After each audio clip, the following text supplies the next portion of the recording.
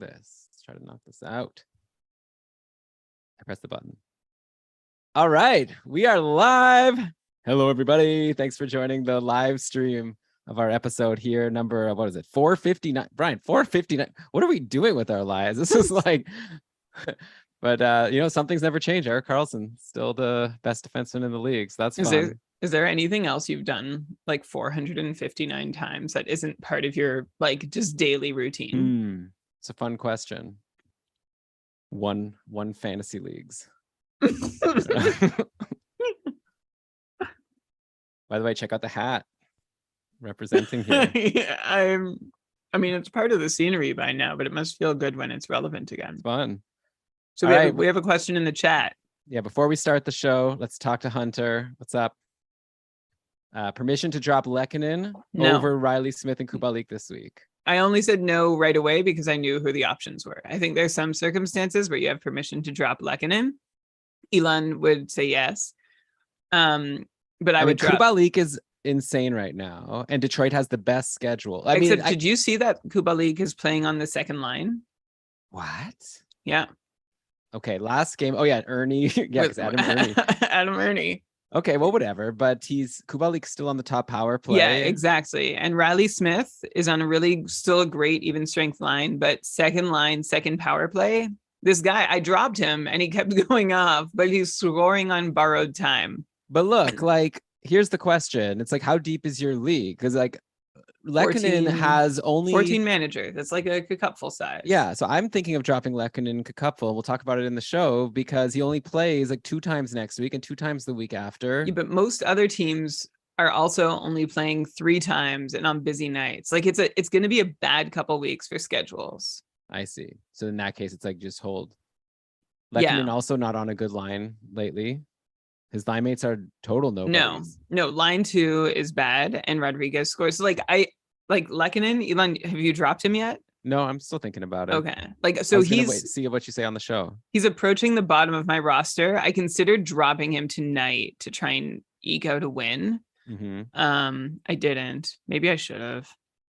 I guess there's still time. We'll discuss on the show. Yeah, What's the latest game tonight? 8. Is it 10? No, it's at 8. Who's starting? With the goalies? Yeah. Let me go to gamedaytweets.com/goalie tweets here. Let's see here. We've got Minnesota is playing with Fleury. You're not going to add him. Looks like Staylock is playing for Chicago. Is he out there? He could be out there. Oh, wait, that game's already started. Sorry, you don't have. Yeah, no, that game's on. All right, Winnipeg, Vegas. We don't even have goalies announced yet. All right, let me check goalie put. Shams, where are these tweets? I'm just kidding. I mean, if it's Aiden Hill, I don't think I can. Oh, yeah, Aiden Hill is playing. It is Aiden Hill? I think I saw a tweet saying it was Aiden Hill. Yeah. Oh, yeah. Shams retweeted that one. Or did he? Where did I see that? I'm pretty sure I saw that. Okay. So Shalgren is playing. Yeah. Shalgren's gone. Yeah. Aiden Hill guarding the crease on Sunday. I'll retweet it. Okay. So Elon. Yes. I can drop Lehkonen for Hill. Or I can drop Nick Robertson, who's playing tonight, for Hill. Okay. Well, I don't know. Like Lehkonen is going to be a tough hold right now, but he's obviously had a stretch where he was looking like amazing. But that stretch was only like 2 games, to be fair. We got really excited about him for 2 early games. Yeah. Since then, pretty unimpressive. And he's on the second line. And Evan Rodriguez did well on the top line. So you got to figure that holds. Yeah. Well, they lost. No, they won. Did they beat Islanders in the end? Or no, they lost. They lost 5-4. So you never know. Shams, these tweets are coming in. Let me retweet some more here. I'm gonna retweet the Vegas line combos.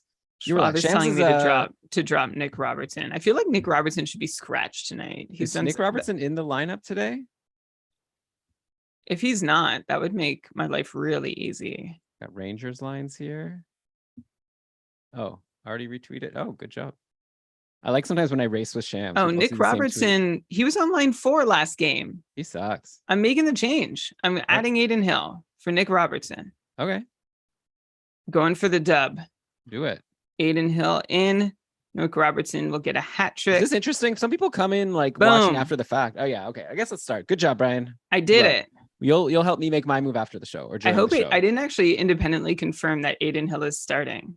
Well, I retweeted it, so I don't know. If you trust Ben Gotts, then it's kind of annoying because I traded for Thompson and he's doing really well. They keep playing Aiden Hill every second game. I think no matter what, Aiden Hill is playing at least every third game. Like that's I'll take the every plan. third game, but not every second game. He's playing every third game right now. No, like oh yeah, well every second game lately. Well, there's no pattern. Yeah. Anyway, whatever. I'm already ahead in my matchup, so hopefully I'm actually hope Brian. I hope you don't mind, but I'm kind of hoping for Aiden Hill to have a bad game today, so that Thompson can go on a run. Listen, I don't need much. I just need something. I need Shea Theodore, Blake Wheeler, Clayton Keller, Matt Zuccarello, Kalen Addison, and Aiden Hill to do something. That seems reasonable. Some of them, yeah. All they need to do is outplay Tavares and Terry. It could happen by a margin of 8 points. That's definitely doable. Yeah. I'm happy with the move I just made. I feel so good about it. I'm happy for you. You know who I hate? Okay, let's start the show. Okay. Anyway, I would drop Riley Smith to answer the question before Lehkonen.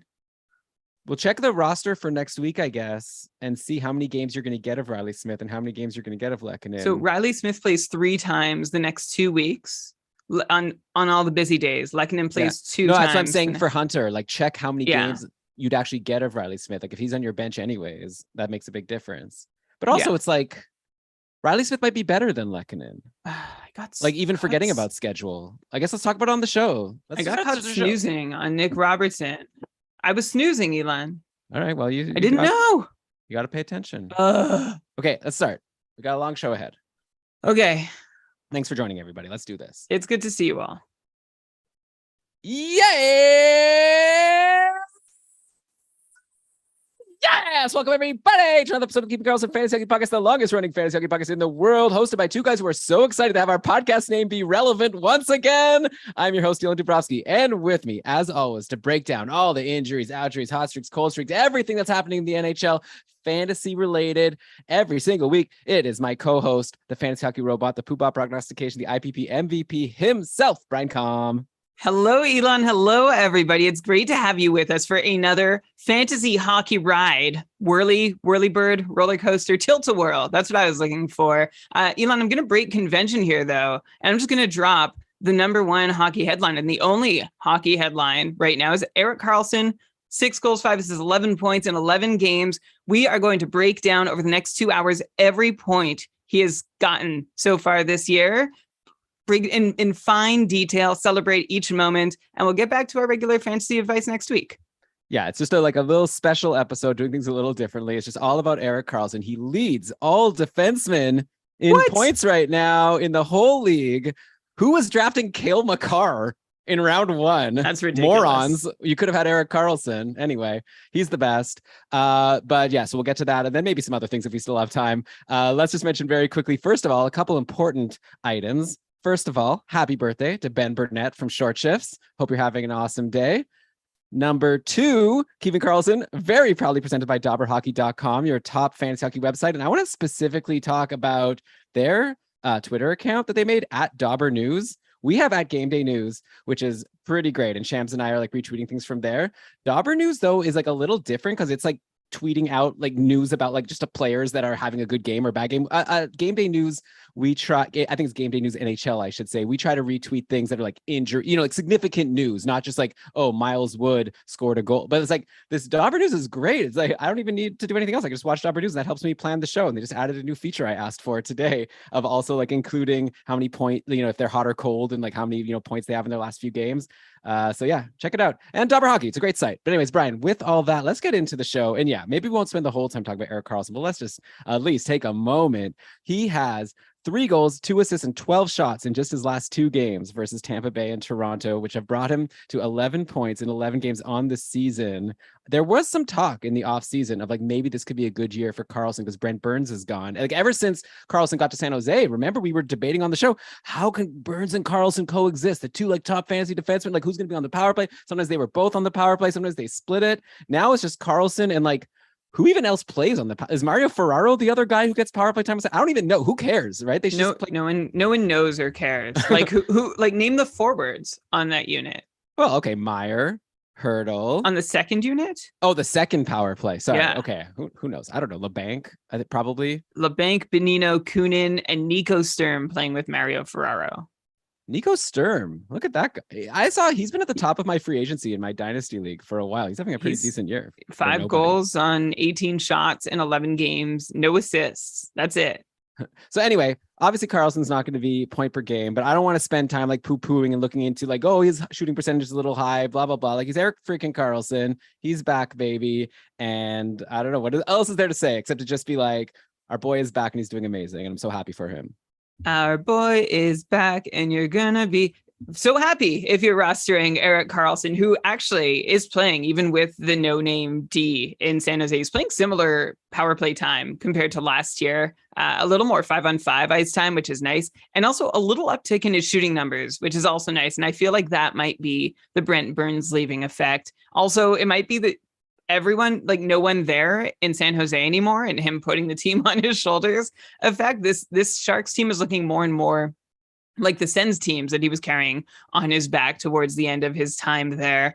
But yeah, 27 shots over 11 games, which is nice, boosted by the 12 shots that Karlsson has in his last 2 games, 3 goals on 22 shots at 5-on-5, including that sweet, or not even including actually, because it wasn't 5-on-5, that breakaway move. I loved what he did with his left skate there. Like I said, every single point we're going to break it down. We're not. But really, Karlsson's shooting 13% versus usual 7.5%, which regress it, and he still has 9 points in 11 games, even if you take the goals away that maybe he shouldn't have. It's pretty exciting. Just bottom line that Karlsson is suddenly ticking up in not just the counting stats, but his shot generation too is moving in the right direction for the first time in a while. And this is really nice because over the first 6 contests that Karlsson played in, he had just a single shot in 5 of those 6 outings. So maybe he's finding his feet, his ankles. I'm not going to get too carried away here, but of course, now that San Jose is scoring and we know,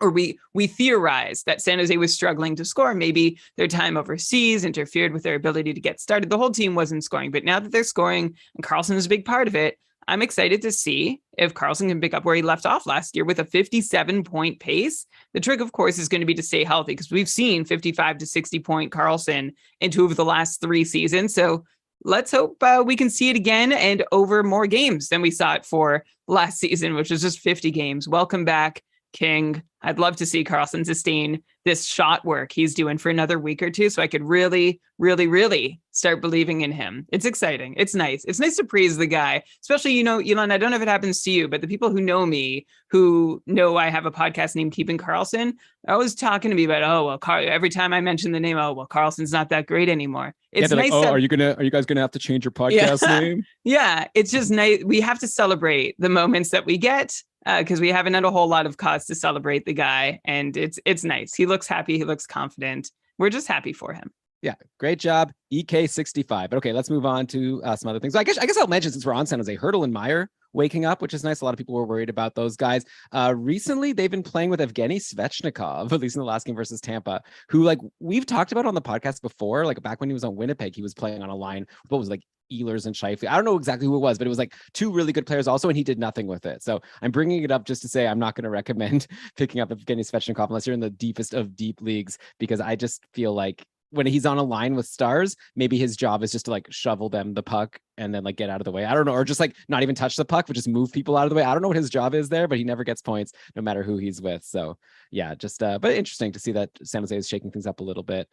Brian, let's move on now to hot streak over in Winnipeg. Cole Perfetti, who was one of Dave Betton's picks last week on the stream scheme, and anyone who streamed him in for Winnipeg's great schedule this week now has an interesting decision to make, because Winnipeg only plays 2 times next week. But at this point, if you have Cole Perfetti, how can you not hold on? Right now, got to be the leading candidate or one of them for the Calder this early into the season. He's got 3 goals and 3 assists in his last 6 games. He was playing on a line with Dubois and Wheeler for the majority of the season. In the last game, actually versus Arizona, Winnipeg swapped Scheifele and Dubois for a little bit. So Perfetti was playing with Scheifele, which is kind of interesting. We'll have to see what happens. Winnipeg, I believe, is playing today, so we can look into. Actually, let me just check right now and see if we have any updated Winnipeg Jets lines. The game's okay. It's 7:47 right now, and the game's going to start at 8. So maybe we'll be able to check in on this later in the show. Either way, Perfetti, I guess he's not on the top power play. Unfortunately, that would make him like especially exciting. So far, he's been held back with I guess Wheeler, Ehlers, Dubois, and Scheifele as the 4 forwards there. But he's only 20% rostered on Yahoo. He's really breaking out. And plus, I just noticed today he's triple eligible now. He's got center, left wing, and right wing. So Brian, what do you think? Thursday, Saturday games next week. Do you think Perfetti is worth holding? Like if someone grabbed him last week for the good schedule, and now the plan was to get the good schedule, and then after today drop him for a streamer next week. Is it time to just stick with the plan? Say thanks for the points, see you later, or is it like no, this is a potential season-long hold, and you'd really regret dropping him right now? That's a really tough one, and I truly don't know yet. I can't really pick a side, but I would say if he's your bottom roster guy and you need a streaming spot, I wouldn't feel so attached to him. I mean, his success lately has come with 3 goals on 14 shots, which is great. 14 shots over, what was it, 3 or 4 games? That's nice to see. But he's shooting 20%, which is probably at least, maybe roughly twice as effective as he should be. But the nice thing about Perfetti, and the reason to maybe consider holding him, is that his ice time is holding at 16 minutes a night, which is good. Sometimes with these guys, you see them start off with a bunch of ice time, or start off with little, but whatever. They end up after 10 games down in the 13-minute range as coach teaches them some lessons. Perfetti has not suffered that fate. I think that's good. I think it's great. He's on the second line. He's on the second power play, and that's a pretty solid second line that he's found himself on too. 2 4-shot efforts for Perfetti in his last 3 games. I think, yeah, he's an interesting guy if you want to hold on and see where he goes, but I also don't think that he's a must hold. So if I had him on my roster and I had a couple drops before him, I wouldn't feel bad about holding on and seeing what he might offer me, being a couple spots away from the bottom of my team.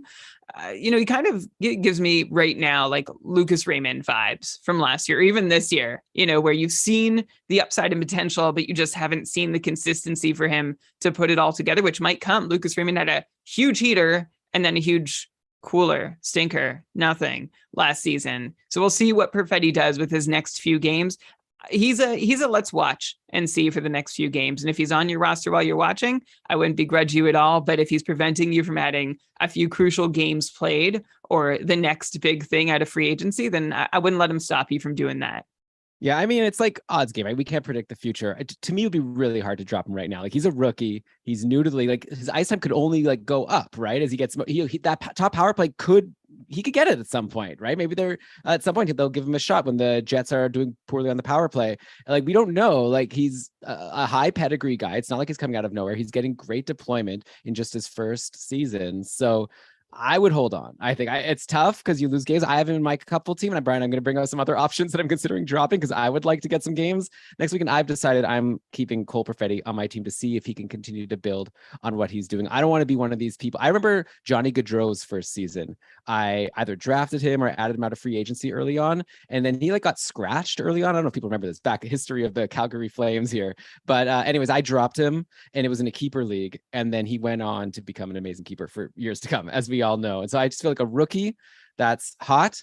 This is not even the Johnny Gaudreau story, right? This is a guy who's hot right now. 6 points in the last 6 games. When you say he has a bit of a high shooting percentage, so fine, make it 5 points, the last 4 points in the last 6 games. I'd be a little less interested, but anyway, that's my thought. But obviously, we'll have to wait and see there. But definitely an interesting guy. Also, by the way, Blake Wheeler really turning it on. He's been on the top power play with Ehlers out, like we discussed on the last show. He had a goal and assist versus Arizona, bring him to 7 points in 8 games. Like Brian, who's gonna slow down first? Like I think of Wheeler as like this older guy that's like eventually gonna like. I feel like every season we go into it thinking he falls in drafts, and people think that he's probably a bit old and dusted this season. He was even off the top power play to start the year. So I was like, okay, this is probably the year you don't want Wheeler. Next thing you know, he's, almost at a point per game, just like last year for that stretch after he was a bit cold to start. He reminds me a little bit, I'm thinking of Joe Pavelski as like a comp here. 2 like older guys who just keep putting up productive seasons, even though we expect they've got to slow down at some point. Pavelski's got 8 points in 9 games himself, though 4 of those points came in 1 game versus Montreal. I'm curious to get a comp from you. Wheeler versus Pavelski. Who do you think is going to keep it going longer? I have to go with Pavelski, and I don't even really have to think about it for too long. Like Wheeler, he's in a good spot for now, and that's thanks to Ehlers being injured. Wheeler's only taken 2 shots over his last 3 games, and he's scored on both of them. So I don't love that he's not shooting any more than that. I love that he's scoring on every shot he takes, but we know he's going to have to shoot more if the goals are going to keep going. I think Wheeler is a hold until Ehlers comes back and then reassess. I'm not loving what I'm seeing under the hood from him. Like his shot generation's down. His expected goals on his own is so far the lowest of his career. His ice time is down almost 2 minutes compared to last season. There's a lot of reasons to not love Blake Wheeler and think he's a season-long hold beyond Ehlers' return, but we'll wait and see if Wheeler can somehow hold. Like, he needs to be on the top power play, really, for me to be really interested in him, or on a line that's really, really clicking. And, well, he's got at least that approximately at the moment. But Joe Pavelski, speaking of a line that's clicking, he's not going anywhere off the top line, top power play that we could foresee in any possible way away from Hintz and Jason Robertson. And that line is crushing it. And Pavelski, while Wheeler's shot generation is down, Pavelski's actually putting up, this guy, I don't know how he does it. He's putting up his best shooting numbers in like a decade in terms of volume and threat. So I actually, Elon, I'm gonna toss one of my favorite labels onto Pavelski, which is maybe he's a buy high. Maybe you find someone who looks at those 4 points against Montreal and is like, oh yeah, he's not gonna play Montreal again, so he's not gonna keep getting 4 points off them. I don't believe in him the rest of the time. He's old, he's washed, he's 38. I would be into a 38-year-old Joe Pavelski as a season-long hold without really a thought. Like, he's someone that would probably be snoozing. If he went cold, he'd be snoozing on my roster because I have enough confidence at this point that I could just set him and forget him. Yeah, Pavelski is unbelievable. I love, as someone who is pushing 40 myself, I'm always happy to see other people still being able to do, not that I could do anything like this, of course. But yeah, I think with Wheeler, the only thing I'll say is it's not as if the Jets have been known in the past to play Ehlers on the top power play. So maybe that Wheeler is doing so well. They have a new coach. No, I know. And they were to saying, start the year. Yeah. I'm saying it won't shock me. It won't shock me if they decide, oh, I like Wheeler on the top power play. Wheeler's whatever. Agree. Hey, as someone who has Wheeler and I was overly excited, I dropped so much fab on him for my Kakupful team, kkupfl.com. That's the Keeping Karlsson Ultimate Patron Fantasy League. Brian loves promoting that website. It's just people site. We have to clarify what the Kakupful is. Just because it's not in the common vernacular yet.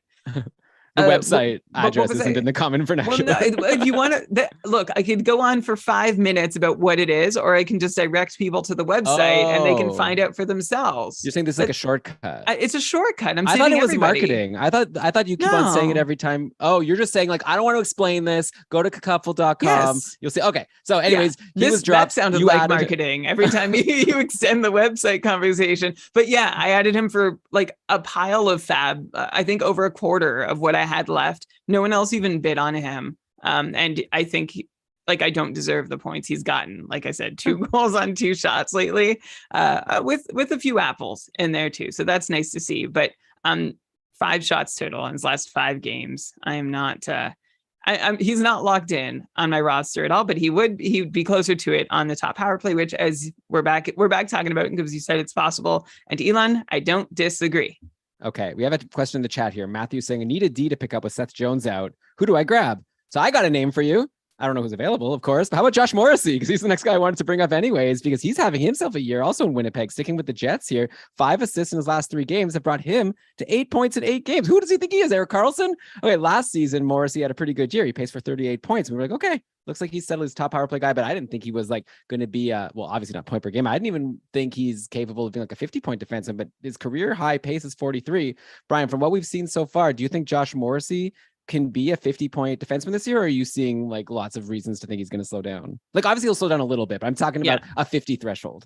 I'm seeing enough reasons to think that Josh Morrissey is going to slow down to his usual like 40, maybe 45 point pace. At 5-on-5, he's been very involved in the offense. There's been 7 goals scored while Morrissey's on the ice. He has points on 5 of them, including 3 of those, which are secondary assists. So this all adds up. Like, career, usually he's involved in 30% of the points scored while he's on the ice. Right now, he's been involved in 70% of the goals scored while he's on the ice. So that's too much to expect from Morrissey to continue. Of course, we've acknowledged that, but is there any sign that he's actually going to really step up and be better this year?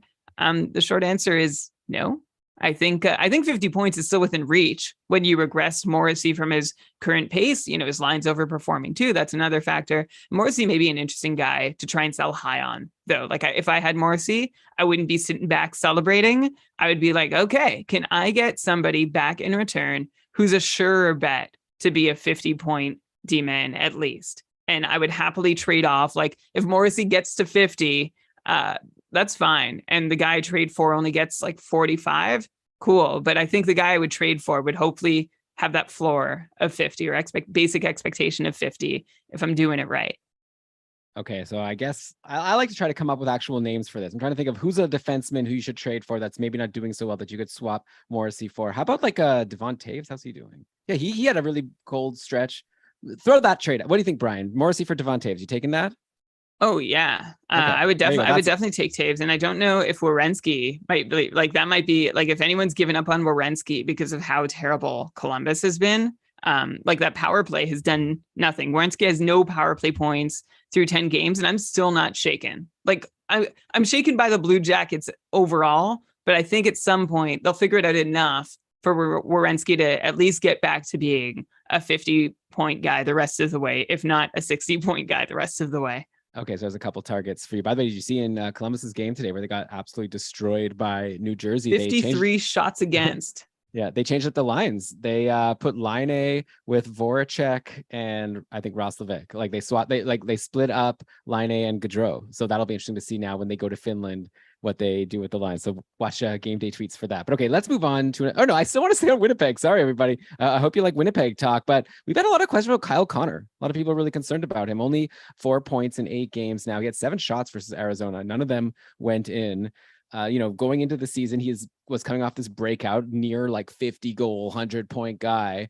Are we panicking here, Brian? Or is this just a case where now's the time to try to trade for him? Like here, and I'm going to throw a specific one at you. So we're not talking about 50, 60-point guys, blah, blah, blah. Okay, say you have Jesper Bratt. He's come out like insane to start the year. 13 points in 8 games. He's been playing with Jack Hughes, and for some reason, Eric Haula has been on that line recently. Hey, it worked versus Columbus today. So Brian, let's say you have Jesper Bratt who's on fire. I'll bet you can get a Kyle Connor to bite on that trade offer. But do you send that offer? Or do you hold on to Jesper Bratt in that situation?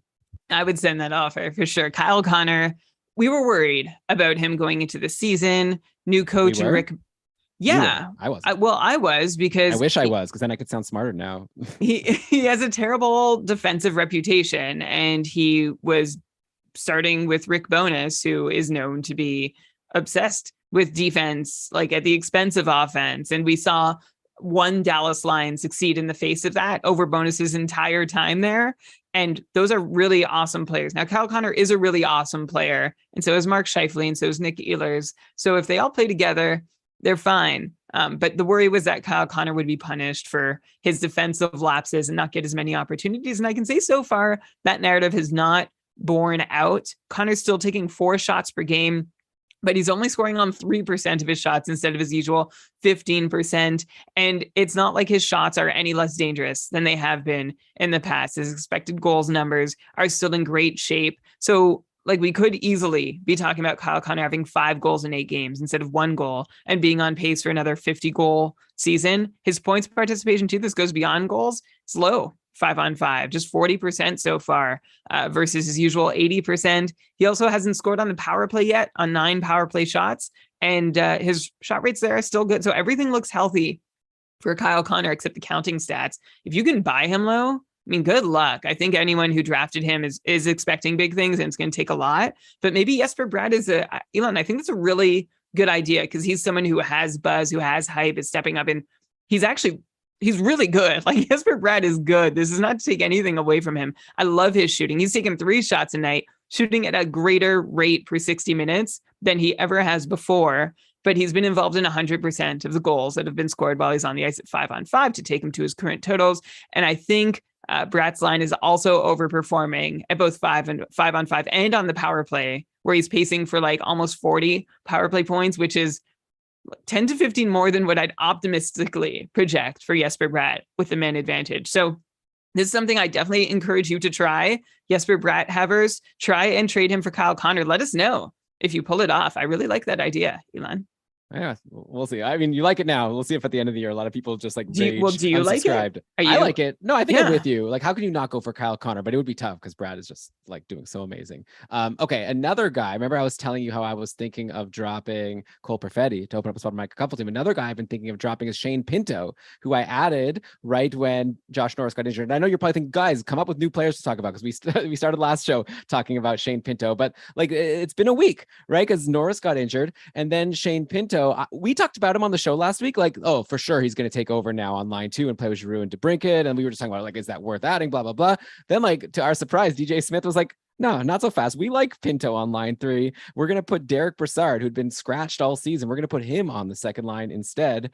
And so then even though Pinto kept scoring goals from the third line or from that like power play that he's on, he didn't seem so exciting in fantasy. And I was thinking maybe I could drop him at this point. But now we've learned a couple things. First of all, Norris's injury is like really serious and he's going to be gone a long time. And Brassard went to line 2. It didn't work out. Ottawa's lost 2 straight. And in practice lines today that we've seen, you go to gamedaytweets.com if you don't believe me, they've been playing Shane Pinto on that line. I don't know if you call it the second line or the first line. I guess whatever. They're probably both pretty even with Giroux and DeBrincat. So now all of a sudden we're looking at a guy basically in the spot that Norris was in. So I guess I already asked you this exact question last week when I assumed this was going to be the case. So I don't think we have to have a big discussion here, but I feel like now it's real, except now also we know Norris is injured longer than our discussion from last week. So I feel like you've got to hold Shane Pinto, right? Like we were talking with Ben in our group chat and Ben was saying, oh, I don't know, maybe like Pinto has low shot on goal, but I feel like maybe you throw that information out the window because those were his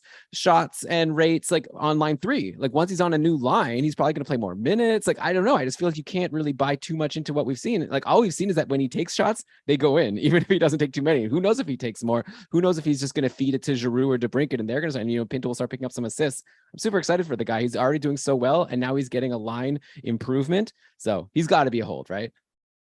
Yeah, he's got to be a hold. 6 goals on 14 shots would be the very quick analysis. And most of you would look and be like, oh, yeah, and he hasn't even gotten assists. He's shooting 43%. He scored 4 times on 11 shots at 5-on-5. No, I'm not going to believe in Shane Pinto for that reason, but you'd be wrong to not believe in Shane Pinto for that reason, because now he's stepping up into the top 6 and he's looked really good to the eye as well. He seems like somebody who knows what he's doing when he's on the ice, makes smart plays, doesn't make a whole lot of mistakes. We mentioned on the last show, Pinto has top 6 upside. And so if we see him taking Norris's spot for now, Brassard could not hack it. All right, it wasn't meant to be.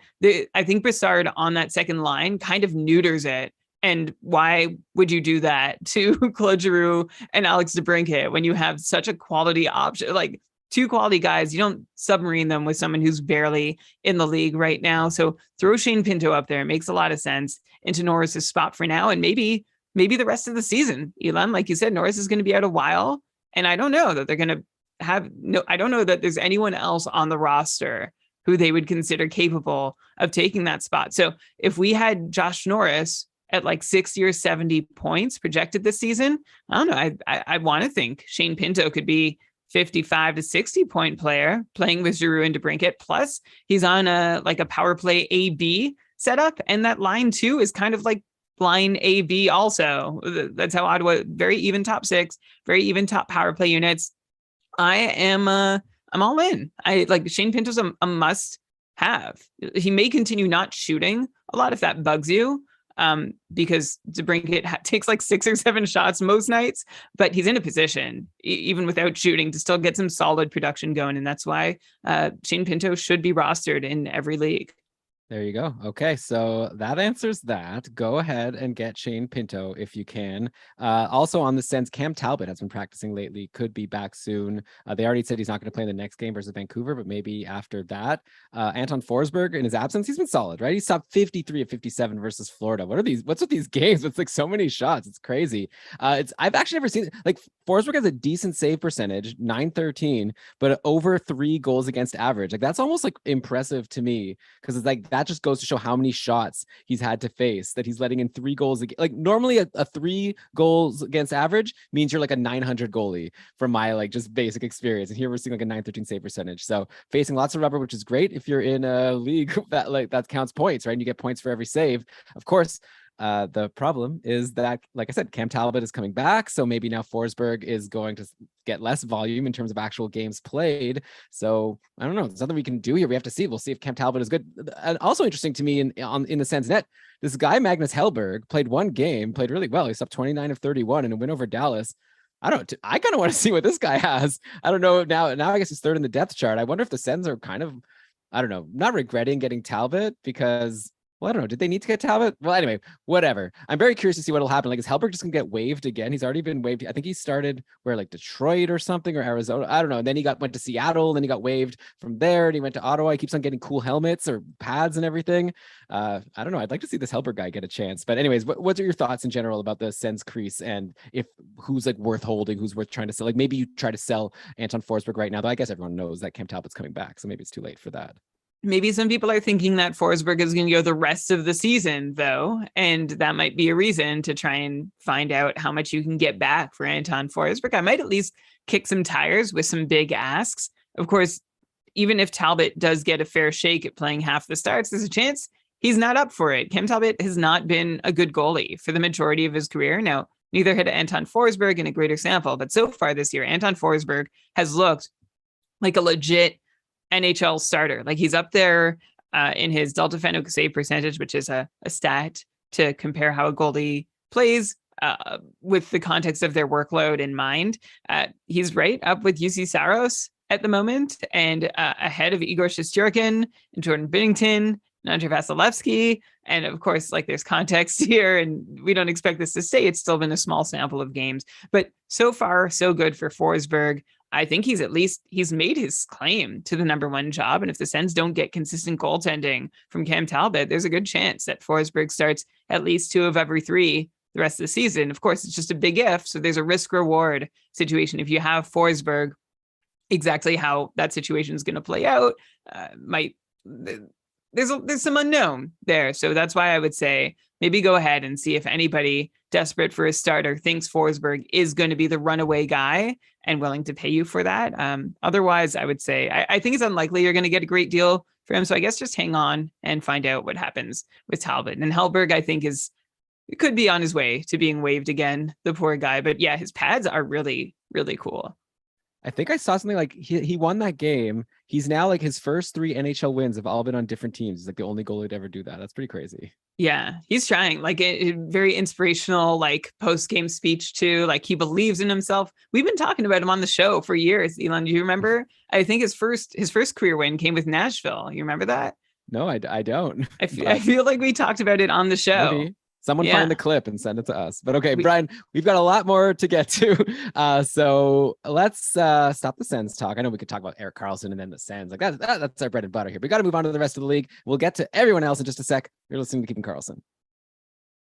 All right, we are back. And before we continue, Elon, I just need to check. I checked myself. Hellberg's first win did not come with Nashville. His first start, his first appearance came with Nashville in 2013-14. His first win only came 3 seasons later with New York. Okay. For anyone wondering. Rangers?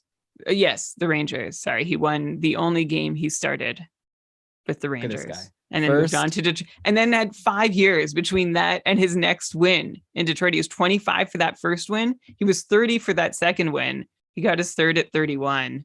It's a long time between wins. I mean, to be fair, it's not like he was just sitting around. Like he was playing in the KHL and doing quite well. It sounds like he was just waiting for his next NHL game. But yeah. All right, Brian, let's move on to the LA Kings now.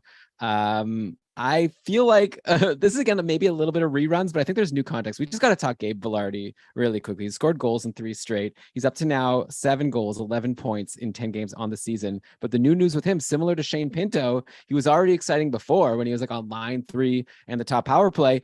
Recently, he was promoted to the top line. He's been playing with Kopitar and Kempe, and he's on the top power play. Only rostered, this is as of this morning. Maybe it's already, hopefully it's changed already, but as of Sunday morning, only 51% rostered on Yahoo. To me, that indicates that 49% of the leagues on Yahoo are clown leagues, right? Because what else do you need to see from Gabe Vilardi unless just no one is paying attention, right? Maybe there's some leagues on Yahoo where they don't have any ads through the season. So I guess that would make sense why he's not rostered there. But yeah, this guy to me is like makes Perfetti and Shane Pinto like nothing. Like to me, like Gabe Vilardi is the guy I'm most interested in of those three. Do you agree with that? Yes. I don't know. I guess that's a weird question, but Yeah. Vilardi looks awesome and you should have Yeah. him. Okay. Yeah, exactly. Like I called Pinto a must roster, and Velarde, he could have been rostered. We've been talking about him the whole way through. Velarde could have been rostered after week 1, should have been rostered after week 2, and now he must be rostered after week 3. He has his own little high variance pieces that are going for him, but on the whole, Velarde is putting some really high quality shots on net, and a lot of them too. He's got 4 shots in 3 consecutive games. I definitely like him above Perfetti. I'd have him maybe about even with Pinto, or maybe just a smidge above, actually. So and this is a guy, Velarde was a highly touted prospect, and he only fell in his draft year, and he didn't fall that far. He was picked 11th overall, but he only fell because he has had this really checkered history with injuries. And even in the NHL, that's followed him here. So we just want him to stay healthy. But that's the only reason. A, he was drafted 11th, and B, that it's taken him this long to make an impact because he has rarely been healthy enough to really grow and develop his game. So I'm excited to see what top line, top power play Velarde can do. Yeah, I think that this is a clear breakout season for him. And if you're in one of these 49% of leagues, like obviously get on it. The casualty here, of course, is Kevin Fiala, bumped to the third line to play with Grundstrom and Kupari. This is like Kevin Fiala's lot in life, right? Like he always has to end up on the third line somewhere, still on power play 1. And hey, in Minnesota, he still did pretty well when he was in these spots. And you know what? He's doing pretty well in LA. He's got points in 3 straight. So what do you do now? Like, are you worried about Kevin Fiala down on this line, or do you just kind of enjoy the production and hope eventually maybe he gets back to the top 6? He's not getting on that second line, I don't think, right? Like I feel like Arvidsson, Danault, and Moore just are playing well together, and they like them together. So unless there's an injury, I feel like it's either he's taking Velarde's spot or he might be sticking on line 3 for a while. That could be it. And like you said, this is Fiala's lot in life. He's down on the third line again. And this is after having a long look at line 1 where he just didn't seem to be a fit. His shots were way down. His expected goals are way down at 5-on-5, which means he's not taking shots from as dangerous locations as he's used to taking them. But with all that said, the drop to line 3, if I'm looking through rose-colored glasses for Fiala, is I'd rather him shoot away on the third line than be muted on the top line. It was clearly Kempe's place to shoot on the top line, and there weren't enough shots to go around for Fiala. And I guess maybe Kopitar's just used to passing that way. When's the last time he's been wanting to feed like Iafallo or Dustin Brown on his other wing? So maybe that was all working against Fiala. It's really it's great that Fiala still somehow has 9 points in 10 games, including 4 power play points because of his top power play time and the fact that he's been on the ice for 4 power play goals and had a point on every one of those goals. But this is a moment where he has those numbers. If you have Fiala, you should be poking around and seeing maybe his shots will improve on the third line. Maybe he'll still be able to put up great production from the top power play and enough from the third line to still make you happy, but there's still risk there. So I would liberally be seeking trades, ways to trade him off my roster if he was on it. Who are we going for then? You got Kevin Fiala? Yeah. That's a great question. Right. Chat room, let us know. I need the standings. I need the NHL. I need the point leaders in front of me. I don't know, Elon. What do you think? What do you think about Sam Reinhart? Like that would be a real sell high, buy low. Like there's a huge gap there. I'd rather just have Fiala. Why am I getting rid of Fiala to take ice cold Sam Reinhart, who we'll talk about? He's been bumped from the top line. He's also playing with nobodies. I'm not. I'll take the guys who's getting points. Couldn't get Barkov for Fiala. Well, no. I don't see why. I don't see how that could happen. But okay, we can mull this over while we move on to our next team here. Another breakout star of the season, along with Velarde, along with Pinto. We got to talk about Martin Necas, who still hasn't slowed down. He had a goal and an assist versus Philly on Friday. He's up to 11 points in 8 games. Like Velarde, he's recently gotten a bump. It's nice to see. Sometimes these guys, this is like a good lesson, I think, Brian, that we need to take away. Sometimes these players are like on line. I guess like Necas was on a decent line already. Unlike Velarde was on line 3. Like Necas was playing with Svechnikov. But sometimes these guys are on a hot streak, but they're not on a great line. So I might think, like Velarde, I could have added in a couple. And I thought I'd rather, I don't think it's going to last if he's just on the third line. But, you got to I need to learn this lesson that like when players play well, the coaches like reward them. And sometimes that could be like eventually getting elevated up the lineup. It's happened now to Shane Pinto, right? Though it took an injury for that. But Necas recently has been playing on the big line with Aho and Svechnikov. So sticking with Svechnikov, and now Aho is there. Also, Necas has been on the top power play. So it's probably too late, but like I'm not even going to ask you about him, Brian. I feel like obviously he's for real. He's doing great. Like maybe he's not like a 100-point player, but he's on a great line now. So if you were excited about him before, you should be even more excited. Of course, this makes the Fiala in this situation, Teuvo Teravainen, who's now been bumped from that line. He's down to the second line playing with Seth Jarvis and Jesperi Kotkaniemi. Also, Teravainen's been playing on the second power play recently. The top power play has had Aho, Necas, Svechnikov, Stefan Nosen. I don't know why. Neeson. Oh, I apologize. Okay. Disrespect here. Again, Brent Burns. So that's from the top power play, leaving Teravainen to play with Jarvis, Kotkaniemi, Stasny, and Dylan Coughlin on the second power play. Also, Teravainen only has 3 assists and no goals in 8 games this season. So this is like a really bad situation, at least with Fiala getting bumped, who's still on the top power play, still getting points. Teravainen's not doing anything. He's getting bumped down the lineup. But of course, the thing he has going for him is a career history of being really good. And so like you could drop him and then next thing you know, next game, he's back playing with Aho and Svechnikov or something, or Aho and Jarvis, and he can, get going. Like I don't imagine he's like a different player than last year, unless it's just that Martin Necas is just like had such an improvement that now like Teravainen isn't needed in that spot. So I'm just curious to know like how much leash has Teravainen earned with us from all his previous success from previous seasons? Like, do we could just call him a snoozer now? Like it's easy to just say he's cold, he's not on a good line, drop him. But he is Teuvo Teravainen. He's been good for a while. So like at what point do we give up on someone like him? It's really hard to drop a player like Teravainen, whose upside is 75 points. And that's what would be expected from Teravainen if he was on the top power play, which he's not. And now he's taking his customary turn away from Sebastian Aho. Like this happens over the course of a hurricane season. Teravainen's with Aho. Oh, he's not. Is he going to get back? Yeah, he's going to get back with Aho. But right now, Brendan Moore blends his lines pretty regularly. And right now he's not with Aho, which makes it that more glaring, the hill he has to climb to be able to be a producer. Teravainen has no goals on 21 shots. That's not helping. But even if he was shooting his career average shooting percentage, he'd still only be on like a 50-ish point pace. So really the whole problem here for Teravainen, to me, appears to be the power play, where he's lost the spot from which he put up 31 power play points last year. That's really ugly. This is really hopeless for Teravainen. And he's been on the ice for no power play goals so far this year. He's actually still looking good individually, and so is the second unit in Carolina, but there's only so much you can do with the minority share of power play time. And really, power play 1 and power play 2, that's the difference between Teravainen being a 70, 75 point guy and a 50, 55 point guy. And right now he doesn't have power play 1. That's really concerning. A ceiling without power play 1 is probably 60 points. And I'm talking ceiling. I would put him closer to 55 if he's off power play 1. And like we were talking about trade targets for Kevin Fiala, it would not be Teuvo Teravainen. I'd want someone who I could confidently expect 70 points from. But again, it's tough to drop Teravainen in case he does end up back on the top power play in the spot currently occupied by Stefan Neeson, who I actually meant to bring up last week. And I was kicking myself that I didn't get to, but he hasn't done anything this week. But going into last week's show, he's like, this guy's a journeyman. He's been around and he's never had any power play role of any kind anywhere. But with Carolina, he's playing this specialist role. He played 10 minutes of ice time total against Philly on Saturday night.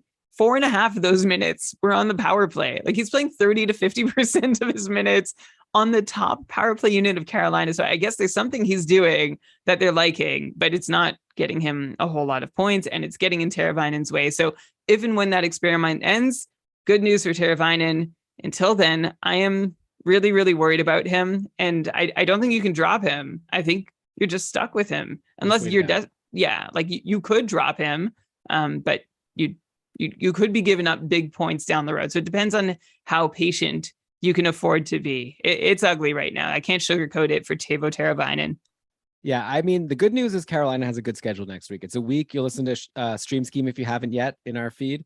But like most of the teams next week play Tuesday, Thursday, Saturday. So your lineup is like full on those days and your bottom guys aren't getting in. And Carolina is one of the few teams that actually has 3 off day games. They play Monday, Thursday, Friday, Sunday. So if you're frustrated with Teravainen, you got to at least hold him for this week, because you're if you're dropping him for someone, unless it's for someone on Buffalo or Carolina, you're not like gaining very much. So hold on for now, and we could always like reassess. I think I agree with you. It's only a matter of time before he gets back on the top power play. Like he's obviously like a really good player, but yeah, just a situation we had to throw out there and put him on snoozer alert at least. But I agree, and if he does get dropped, now would be a great time to add him for this great schedule, and then you could always you could be in the driver's seat to decide how long you want to hold on to him. But I wouldn't give up on him just yet, though it's been a rough start. Let's go to Edmonton now. 2 guys who are really going off to start the season are Ryan Nugent-Hopkins and Zach Hyman. I mean, 2 other guys that are really going off are Connor McDavid and Leon Draisaitl, but there's not too much to say about them. I want to talk about RNH and Hyman, who have both been playing with McDavid most recently, though obviously this changes quite often. Hyman had 2 goals versus Calgary yesterday. He now has goals in 4 straight games. He's got 6 goals and 3 assists in his last 6 games. Zach Hyman, this guy is so good. Like, and I remember thinking about him going into drafts this year and seeing him kind of falling and wondering if maybe he'd be like a really good guy. And people were like, yeah, I mean, we saw what his ceiling was last year, but I wonder if we're seeing something new from Zach Hyman, because it's been such a great start. And then Ryan Nugent-Hopkins, he was quiet in that game versus Calgary yesterday, but he had 5 goals and 6 assists in the 6 games before that. Also, the Oilers have Evander Kane, who's right near a point per game. How rare, I should have just looked into this, but I'm curious to ask you, Bri, do you think the Oilers will have 5 guys that are point per game this season? And is that rare? To me, that sounds like it must be so rare. But yeah, with obviously McDavid, Draisaitl, RNH, Hyman, and Kane, I'm not saying it'll happen, but like that's pretty impressive to have 5 guys that are all legit threats for a point per game. I'm curious to know, who do you think is more likely to sustain their production between Hyman and Ryan Nugent-Hopkins? Okay, I really want to answer the first. I'll answer the question, the player specific question first, but I have an answer for the other part about teams with point per game players. Okay, you were wondering if Hyman's doing anything differently this year. I don't think so. I really don't, and I'm actually kind of puzzled. I honestly, any Oiler is really hard, especially when they're in this mushy middle where we've seen them get really hot and then really cold, and with McDavid, without McDavid on the top power play, not on the top, like it's really hard. I have a hard time, I'm just gonna be honest, wrapping my head around Hyman and Ryan Nugent-Hopkins both. Nugent-Hopkins, one thing that I see in his numbers that isn't going to hold is he has 6 power play points in 9 games. As good as that top unit is in Edmonton, that's not going to hold. He's also scoring on more than a sixth of his shots at 5-on-5. So those are 2 reasons to see that he's going to regress. Zach Hyman has 3 power play points in 9 games, which seems like it could be sustainable if he were a full-time top power play guy, which he is not. Like last year, Hyman had just 10 power play points in 76 games. He's already third of the way here in an eighth of the games played. So you can do the math there. I think both Nugent-Hopkins and Hyman are overperforming. I think they'll probably be even. If I was picking one to take for the rest of the season, I'd take Hyman, just because he's at least on power play 1 half the time and is going to be in the top 6, whereas Nugent-Hopkins, even though full-time power play 1, we've seen him play with some pretty rough line mates outside the top 6, away from McDavid and Draisaitl. So that's why I would prefer Hyman. I'm excited. It's good for them, the things that they're doing. Congratulations. But yeah, like you said, I'm not expecting point per game paces to hold. But if I had to pick one, I'd go Hyman. I also think his ceiling is higher than Nugent-Hopkins is as well. As for teams with so many point per game scores, Elon, I think 5 would be the most, at least in the modern era. So I did try and look at this quickly before we got on the air. The Panthers last year had Huberdeau, Barkov, Reinhart, and then Ekblad had 57 points in 61 games. So almost point per game. So that's 4 guys. And then the other team, do you want to guess? Do you have any guesses who the other team would be that had 4 point per game players? Like last year, or like just in the last 20 years, like since the 04 lockout, when rules changed and the rules changed. When things changed a little. It's hard. Like Colorado last year had a lot of good players, like Rantanen, McKinnon, Kadri, and Cale Makar. Were they all point per game? Or Landeskog? I could see it being Carolina. Oh my gosh, Colorado. I didn't even catch that. But I might be wrong. I don't know. Maybe they weren't all point per game. I know for sure McKinnon and Rantanen and Makar were. All right. What if I told Kadri you was too? Oh yeah. So maybe if Landeskog might have been 5 just last year. Yeah. Okay. that was an Makar, easy Kadri, question. McKinnon, Rantanen, and Landeskog. There, done. And Devin Taves was close. Okay, I was gonna go back to like a more fun, like reminiscent, almost 20 Okay. years ago. How about the 05, 06 Detroit Red Wings Okay, let me with guess it? them. Okay, Iserman. no. No, is that too late? He had 34 Fedorov. points in 61 games as a 40-year-old. Oh, Yeah, so you're going too far back. okay, sorry. Datsuk, Yes. Zetterberg, Yes. Lidstrom. Yes. Then it gets hard. I don't know. Yeah. Or no, he wasn't there. No. It's actually going to surprise you. Hit me. Brendan Shanahan was Oh, 37 years old, 81 points in 82 games. And the last one is definitely going to surprise you. I forgot that this happened, but at 35 years old, Robert Long had 62 points in 72 games. Not quite point per game, but that's like four and almost a fifth point per game player. fun. Okay. Yeah. By the way, going back to the modern Edmonton Oilers, though, another gem of a game for Stuart Skinner yesterday. He stopped 40 of 42 to beat Calgary. He's now up to a 955 save percentage on the season because he also stymied St. Louis earlier in the week. Jack Campbell, though, has been bad. On the contrary, 5 goals against versus Chicago Thursday in the 6-5 win. Brian, do you think we're at a point where Skinner gets a run of games now until he falters? I guess there's no way to know. But that's the question I'm asking myself now. Like, I know Campbell has the contract, but who cares? The point is to win, right? So why not just play Stuart Skinner, who just seems like the better goalie right now? But I guess there's the whole psychology of we need to get Campbell rolling so that we have two good. So maybe it'll be 50-50, but I don't know. I'm excited and I would love to see Stuart Skinner get a run right now. Me too. And I think he's earned it. The way he's played and the way Campbell has played, they're basically at opposite sides of the league in how they played at 5-on-5 and on the penalty kill too, which we don't usually like. I don't make a big deal of it, but I just want to note that Campbell's been terrible on the penalty kill, an 814 save percentage. Skinner has a 909 save percentage, so he's overperforming. Usually, you'd expect an NHL goalie to be somewhere in the middle of those two numbers, like 885, but Skinner's destroying Campbell there in limited time, but also at even strength. Like Skinner is basically the best goalie in the league in the small sample of games he's played, and Jack Campbell is down towards the bottom of that list.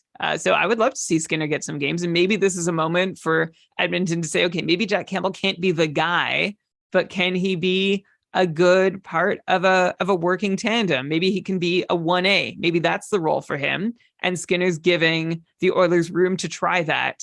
So that's what I'm hopeful Skinner will get some more starts. I think Edmonton plays 3 times next week, over under 1.5 games played for Skinner. Yeah, I mean, I would expect him to get the next start, right? Like they're playing Nashville on Tuesday, then New Jersey on Thursday, and then Dallas Saturday. For me, I'd at least like play Skinner until he loses, but maybe I'm too old school of a coach. Like I mean, I'm not saying to like, run your goalie into the ground like a Marty Brodeur, but Skinner is like the hottest guy in the league right now. Why bench him in a tough game against Nashville? It's not like the Oilers are guaranteed to make the playoffs. Like I feel like you try to win games, but that's why I'm a podcaster, not an NHL coach. So I don't know, but I'm really excited about Skinner. And if he's available for you and he gets the call on Tuesday, I would definitely stream him in. And then, if he then, let's say Campbell gets the game on Thursday, then you could decide to drop Skinner. But I would want him, like at this point, if he's still in free agency, maybe you don't have to rush to grab him, but wait, like once he's like announced to be the starter of the next game, then I would try to pounce and definitely get that game, then hope that then he also gets the following game. Let's move to a similar situation though, because this Skinner Campbell situation reminds me a lot of what's going on in Florida, right? They've got the up and coming Spencer Knight, who is trying to take the job away from Sergei Bobrovsky. Spencer Knight has won all 3 of his games, yet doesn't have as great a save percentage as Stuart Skinner, but hey, he's getting the job done versus Ottawa. He's up 23 of 26 for the win. Bobrovsky, meanwhile, is 2-3-1 with an 897 save percentage in his games. Do you think that we're at a point in Florida where, I don't know, who do you think is going to get more starts? Let me ask you this. Rest of the season, Skinner or Spencer Knight? Who's going to play more games rest of the way? I think it's going to be, You were nodding like you were so ready to answer. No, and then I had a moment. I think it's going to be Skinner because from what I'm looking at, Bobrovsky has been better than Knight, and Knight has actually been really weak at 5-on-5. But Bobrovsky's shorthanded save percentage is 793. We were just talking about how bad an 881 is. 793 is a whole lot worse. Like he might be the worst shorthanded goalie so far this year, and these things fluctuate a lot over the course of the season. So I think that's what's killing Bobrovsky this year. He's not great at 5-on-5, but he's doing okay. He's on the wrong side of expected, like he's playing below his expected number, but Spencer Knight is way off his expected number. So I could see Spencer Knight playing more than he did last year, but I think it'll be more necessary for Skinner to play games in Edmonton than it will be for Knight to play games in Florida. Right. Yeah. So definitely, though, if you need a goalie, Knight and Skinner might be available for you and might be knocking on the door of more starts. Speaking of Florida, they've changed up their lines a bit. They've now got Tkachuk on the line with Barkov and Verhaeghe, while Sam Reinhart has been bumped to the line with Bennett and Balcers. So similar to So similar to Teuvo Teravainen here, this is a guy in Sam Reinhart who's already cold and now is getting demoted to a much worse spot. I'm not sure. Is it better to play with Jarvis and Kakaniemi, or is it better to play with Sam Bennett and Rudolph Balcers? I don't know. Or is it better to play with Grundstrom and whoever Kupari that Fiala was playing with? Some of our stars are really having to pick up the pieces here, and we'll see how they do. Fiala obviously doing pretty well. So like we said, but anyways, first of all, great news for Barkov and Verhaeghe to get on the Tkachuk train. Like Matthew Tkachuk cannot be stopped. He, like, all three of those guys in that game versus Ottawa had 3 points. So just Barkov, Verhaeghe, and Tkachuk.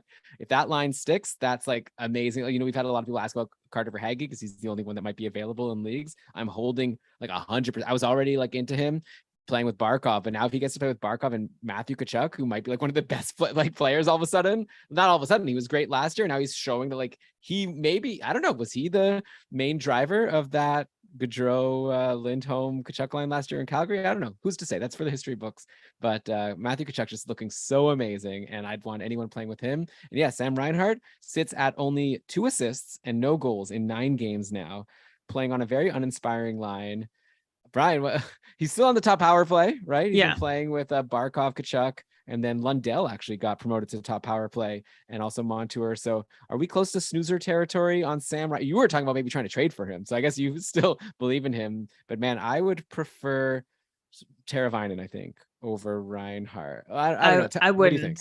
No, okay. I wouldn't. Off power play 1, Teravainen. I'm definitely not going out of my way to get him, and I'm not going to acquire him hoping he gets there because he hasn't so far. Anyway, Sam Reinhart's still there. And Elon, you say like Balcers and Bennett is a bad place to be, but Matty Tkachuk did just fine with Balcers and Bennett. I think Matthew Tkachuk is like the Connor McDavid, like he'll be fine. But Sam Reinhart is no slouch. We've seen enough from Reinhart to think he's good. I'm not giving up on Sam. I almost feel like Tkachuk is moved to the top line to get Barkov going, and then he'll go back down, which is just a hunch. We talked last week. We were kind of caught off guard by how bad that top Florida line had been. Still for Reinhart, 0 points at 5-on-5, 4.5% on ice shooting percentage. He hasn't gotten in on any of the shots that have gone in. Reinhart himself has no goals on 14 shots. He's only been on the ice for 3 goals. Look, this is going to correct. All right. This is not Sam Reinhart has lost it. This is Sam Reinhart has had a run of bad luck, along with Alex Barkov and Carter Verhaeghe. Maybe Tkachuk will change their fortunes on the top line. Maybe Reinhart can, I don't know, find some new mojo on the second line. But I don't know that this is going to stick. And either way, I still have confidence in Sam Reinhart being pretty good. I mean, I have a lot of confidence in Teravainen being pretty good. So I guess we'll see. That'll be a fun one to watch. Maybe looking to next week to see who's doing better. I don't know. I just have a hunch. Like, I'm just more worried about Sam Reinhart than I am about Teuvo. I don't know why. It's just a gut feeling. But if Reinhardt's still on the top power play, yeah, but whatever. Like to me, that's the tie break. That's today. Today's October 30th, and Reinhardt's on the top power play. And okay, who's gonna bump him? No, I don't know if he's gonna get bumped. I think Teravainen's probably gonna get back on the top power play, and I just have a hunch that Teravainen is like more capable of being really good, even with not the best line mates, I guess. But again, I don't know. Okay, we'll see. But yeah, not a great situation for Reinhart. And I can imagine your shallower leagues, you're really considering dropping him. Brian is saying maybe lines will change, but let's say the lines stay the same. Yeah. Like, let's say you were told right now, these lines are going to stick the rest of the season. Like, would you hold Reinhart then, or you're just holding because I would. He had 31 power play points last season in 78 games. So he's still got that spot locked down. He's still shooting. I'm not, in a very shallow league, Elon, I could see like leagues where guys, 60-point players get churned out. I could see you considering it, and you might want to because maybe no one else will pick them up. But I Yeah, I'm holding on. If anyone in a league with me is listening and wants to get rid of Sam Reinhart, hit me up. All right, there you go. By the way, like I mentioned, nice upgrade for Anton Lundell getting on the top power play. He has 3 points in his last 4 games, averaging 2.7 shots per game this season. So, yeah, if you're in a deeper league, I think he's had a great future, and maybe even he'll have a good second season right now. So definitely take a look at Anton Lundell. Yeah, and looking at the second line of Balcers and Bennett, there's room for him. Like Sam Bennett can play. They probably don't want him playing third line center, but he could, and that would free Lundell up to come up and play on the second line. Like he's one line shuffle away from being in the top 6. So yeah, we had our eye on him coming into the season as someone who could get improved deployment and looks ready to do more with it. And it's nice to see him get some early opportunities here. Yeah, definitely get Lundell on your watch list at the very least, and you might want to jump on him soon. Also, by the way, in Florida, we've heard that Aaron Ekblad is coming back soon. He's targeting a November 12th return, according to an update that I read recently. So, yeah, that's less than a couple weeks. So get excited if you have Ekblad, and get less excited if you have Montour, because he's not going to be holding that top power play spot for too much longer. Brian, let's go now to Calgary. So I was talking about Matthew Tkachuk and how speculating about how much of a role he played on that top line. We definitely know that things aren't going as well for Elias Lindholm since Tkachuk has left. That's for sure. He had a shorthanded assist yesterday, or Saturday, I should say, versus Edmonton. But that only brings him to 2 goals and 1 assist in 7 games now. So less than half point per game. He's in a good spot, you would think. He's like on the top line, top power play with Huberdeau and Tyler Toffoli. But what are we concerned about Lindholm? And actually talking about another former Panther. Let's talk about Mackenzie Weegar, just to tie it all in together, because he's also had a slow start to the year. He had 3 assists in 3 games to start the year. It was looking really good for him in Calgary, but he's had nothing since in 4 games and just 5 shots in that span. Like, he's been decent for hits and blocks, but come on, I could dime a dozen, right? A guy who doesn't get points, doesn't shoot much, but is decent for hits and blocks. I can find you that guy. Go add Oli Mata. Brian, do you know what team? I guess you saw in my notes here. Listener, challenge yourself. Do you know what team Oli Mata's on now? I mean, should I play the role of listener? Yeah, be like, I think remember when he was on Pittsburgh? Pittsburgh? He was like, we talked about him once on the show about as like Oli Mata being someone who could like challenge Letang for the power. He's on the Kings, right? So yeah, he's on the wings, and lately he's been just as good as Mackenzie Weegar. So Brian, I guess Lindholm and Weegar. Also, that was like not a flattering impression of a listener. Like that did not demonstrate. Like usually, it was better than Elon's impressions of me. You all sound much better than that. What's a good impression of a listener? Like, what do you think our listeners sound like? Well, I remember Oli Mata, in his rookie season, 29 points in 78 games on Pittsburgh. And I remember keeping Karlsson talking about him. I'm an educated listener who knows what's going on. You're also an articulate like podcaster listener. Like, look at you. Maybe you should get behind the microphone. But okay, Brian. So Lindholm and Weegar both kind of stinking it up so far, at least fantasy wise, in Calgary.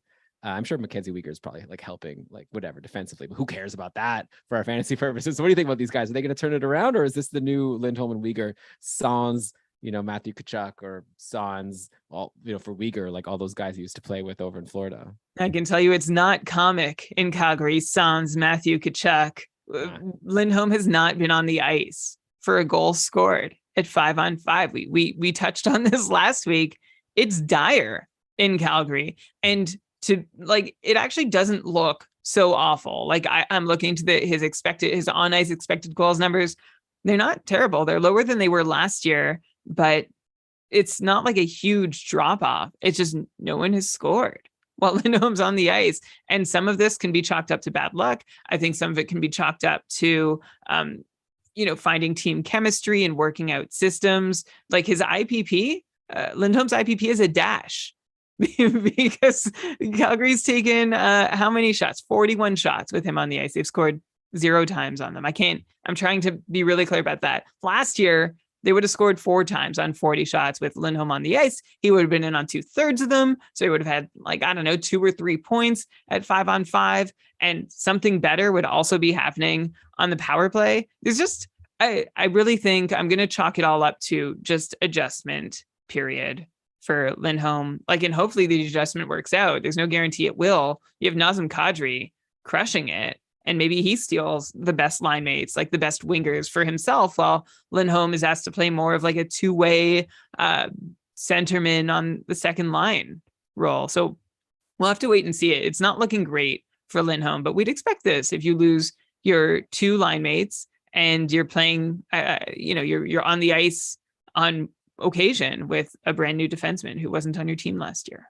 Yeah, but I mean, I think a lot of people going into the year were so stoked about Huberdeau, just like being like one of the top playmakers in the league. Like, I thought, oh man, he's going to be dishing to Lindholm. It's going to be like amazing for him. And like, it definitely hasn't worked out that way. Like, I think a lot of people in drafts are really excited about Lindholm and are really bummed right now. And it seems to me like you're saying, and I think I agree with you, that I don't think that this is going to be a great year for Lindholm, at least not up to the standard that he put up last year. Like, I think, and I remember in the beat writer interview that Ben did with it was a friend of yours that, like, it was an Kent acquaintance Wilson. of yours, Kent Wilson. Oh, such a great interview.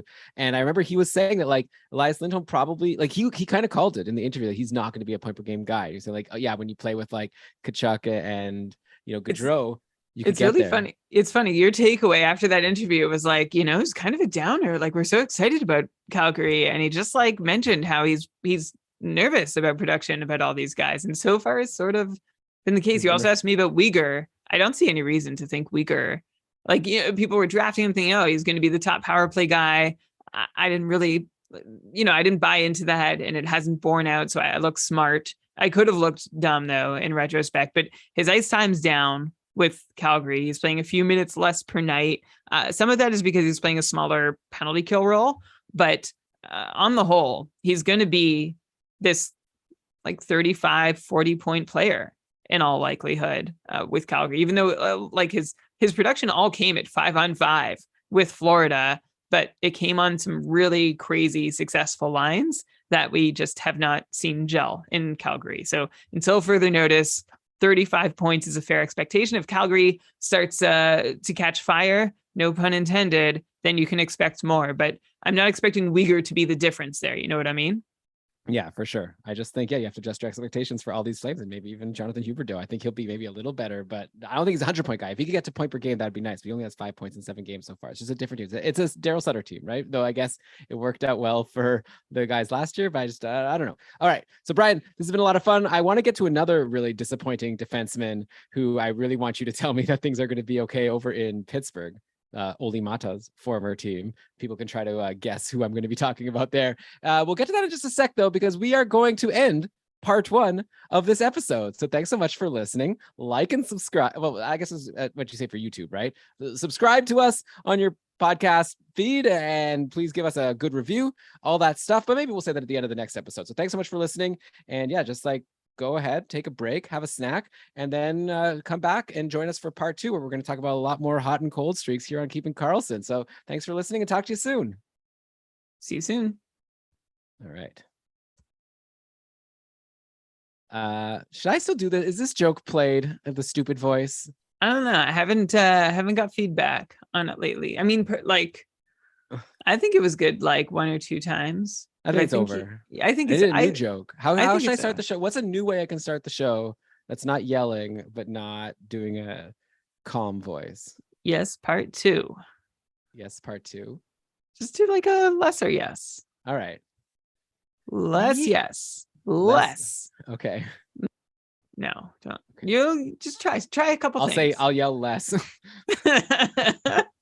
Okay. Yeah! Yes! Welcome everybody to part 2 of episode 459 of the Keeping Karlsson Ultimate Fantasy Pod. Okay, I don't even know what the name of our podcast is. Yeah! Yes! Welcome everybody to part 2 of episode 459 of the Keeping Karlsson Fantasy Hockey Podcast, the longest running fantasy hockey podcast in the world, hosted by 2 guys who have been talking about some disappointing players on Calgary. Now we're going to move on to Pittsburgh. But don't worry, then we're going to perk up talking about some guys doing really well all around the league. I'm your host, Dylan Dubrovsky. Once again, you've hopefully just been finishing up part 1. And Brian, we still have so much more to get to. So I don't think we have too much time to dilly-dally, though I do want to ask you, how are you doing so far? Are you enjoying the recording? I'm enjoying the recording, hopefully not more than the people listening, because that's what's important. I can have a miserable time on the mic, but so long as it's bringing joy to those listening, I mean, I'm good with it. That makes me sound like a martyr. Like I'm not trying to do that. It's not important how corny person. I don't know whether I'm going to have a good amounts of fun. I hope the listeners are. That's what I want to know. If you're having fun, create 15 fake accounts and give us 5-star reviews on all the podcasting platforms from all of them. All right. That's how we'll know. Well, I'll just say that I'm having a good time. It's been fun talking about hockey with you. I'm sorry that you don't feel the same way. No, I'm having a great time.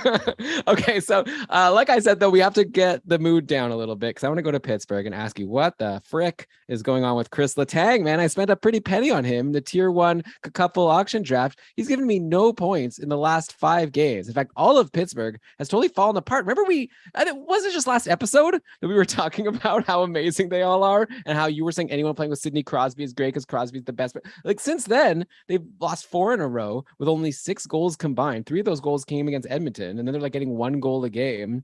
So Letang specifically, like I said, pointless in 5. Could we just put this on Pittsburgh being in a slump and they'll clearly figure it out and then Letang will be fine? Or are we seeing something to indicate that maybe Letang stinks now? Yeah, no, I'll cut you off at the or. Like, we don't need to hear the second part because that's all it is. This has been a bad West Coast trip for Pittsburgh. They lost 6-3 in Edmonton and they never recovered. It seemed Pittsburgh has scored just a single goal in each of their last 3 games, and 2 of those were on the power play. So this is a team getting completely shut down at 5-on-5, which is the game state in which you play the majority of the night. And I think it's a sign of how much they miss Jake Gensel when he's out, not having that finisher. Maybe it's easier for, opposing shutdown lines to make quick work, or maybe Pittsburgh with the travel was just off their game. Anyway, all this to say, these are short-term concerns I'm naming, no long-term concerns, but was a real short-term concern for me on my couple team. I have Letang, Crosby, and Malkin. That probably, if I lose the week, which is going to be determined over the next couple hours, it's going to be in large part because Pittsburgh did absolutely nothing. But I don't expect that to happen very often. Right. Yeah. I mean, if you ride with the Pens, then you're probably you die with lose. the Pens. Yeah, if they don't get any goals. The Lions, by the way, versus Seattle, and that how do you lose to Martin Jones and only score 1 goal? But anyways, those lines for that game yesterday were Crosby with Rustin Gensel, who came back from that injury, and then also Zucker came back to play with Malkin and Raquel. So a change. Like we were seeing Raquel on the top line with Crosby and Gensel for a while, but hey, they lost. So probably they'll just shuffle the lines some more. So don't read too much into that. Also, Jeff Carter's injured, just for whatever that's worth. Just a little tidbit for you. Hopefully he's feeling okay.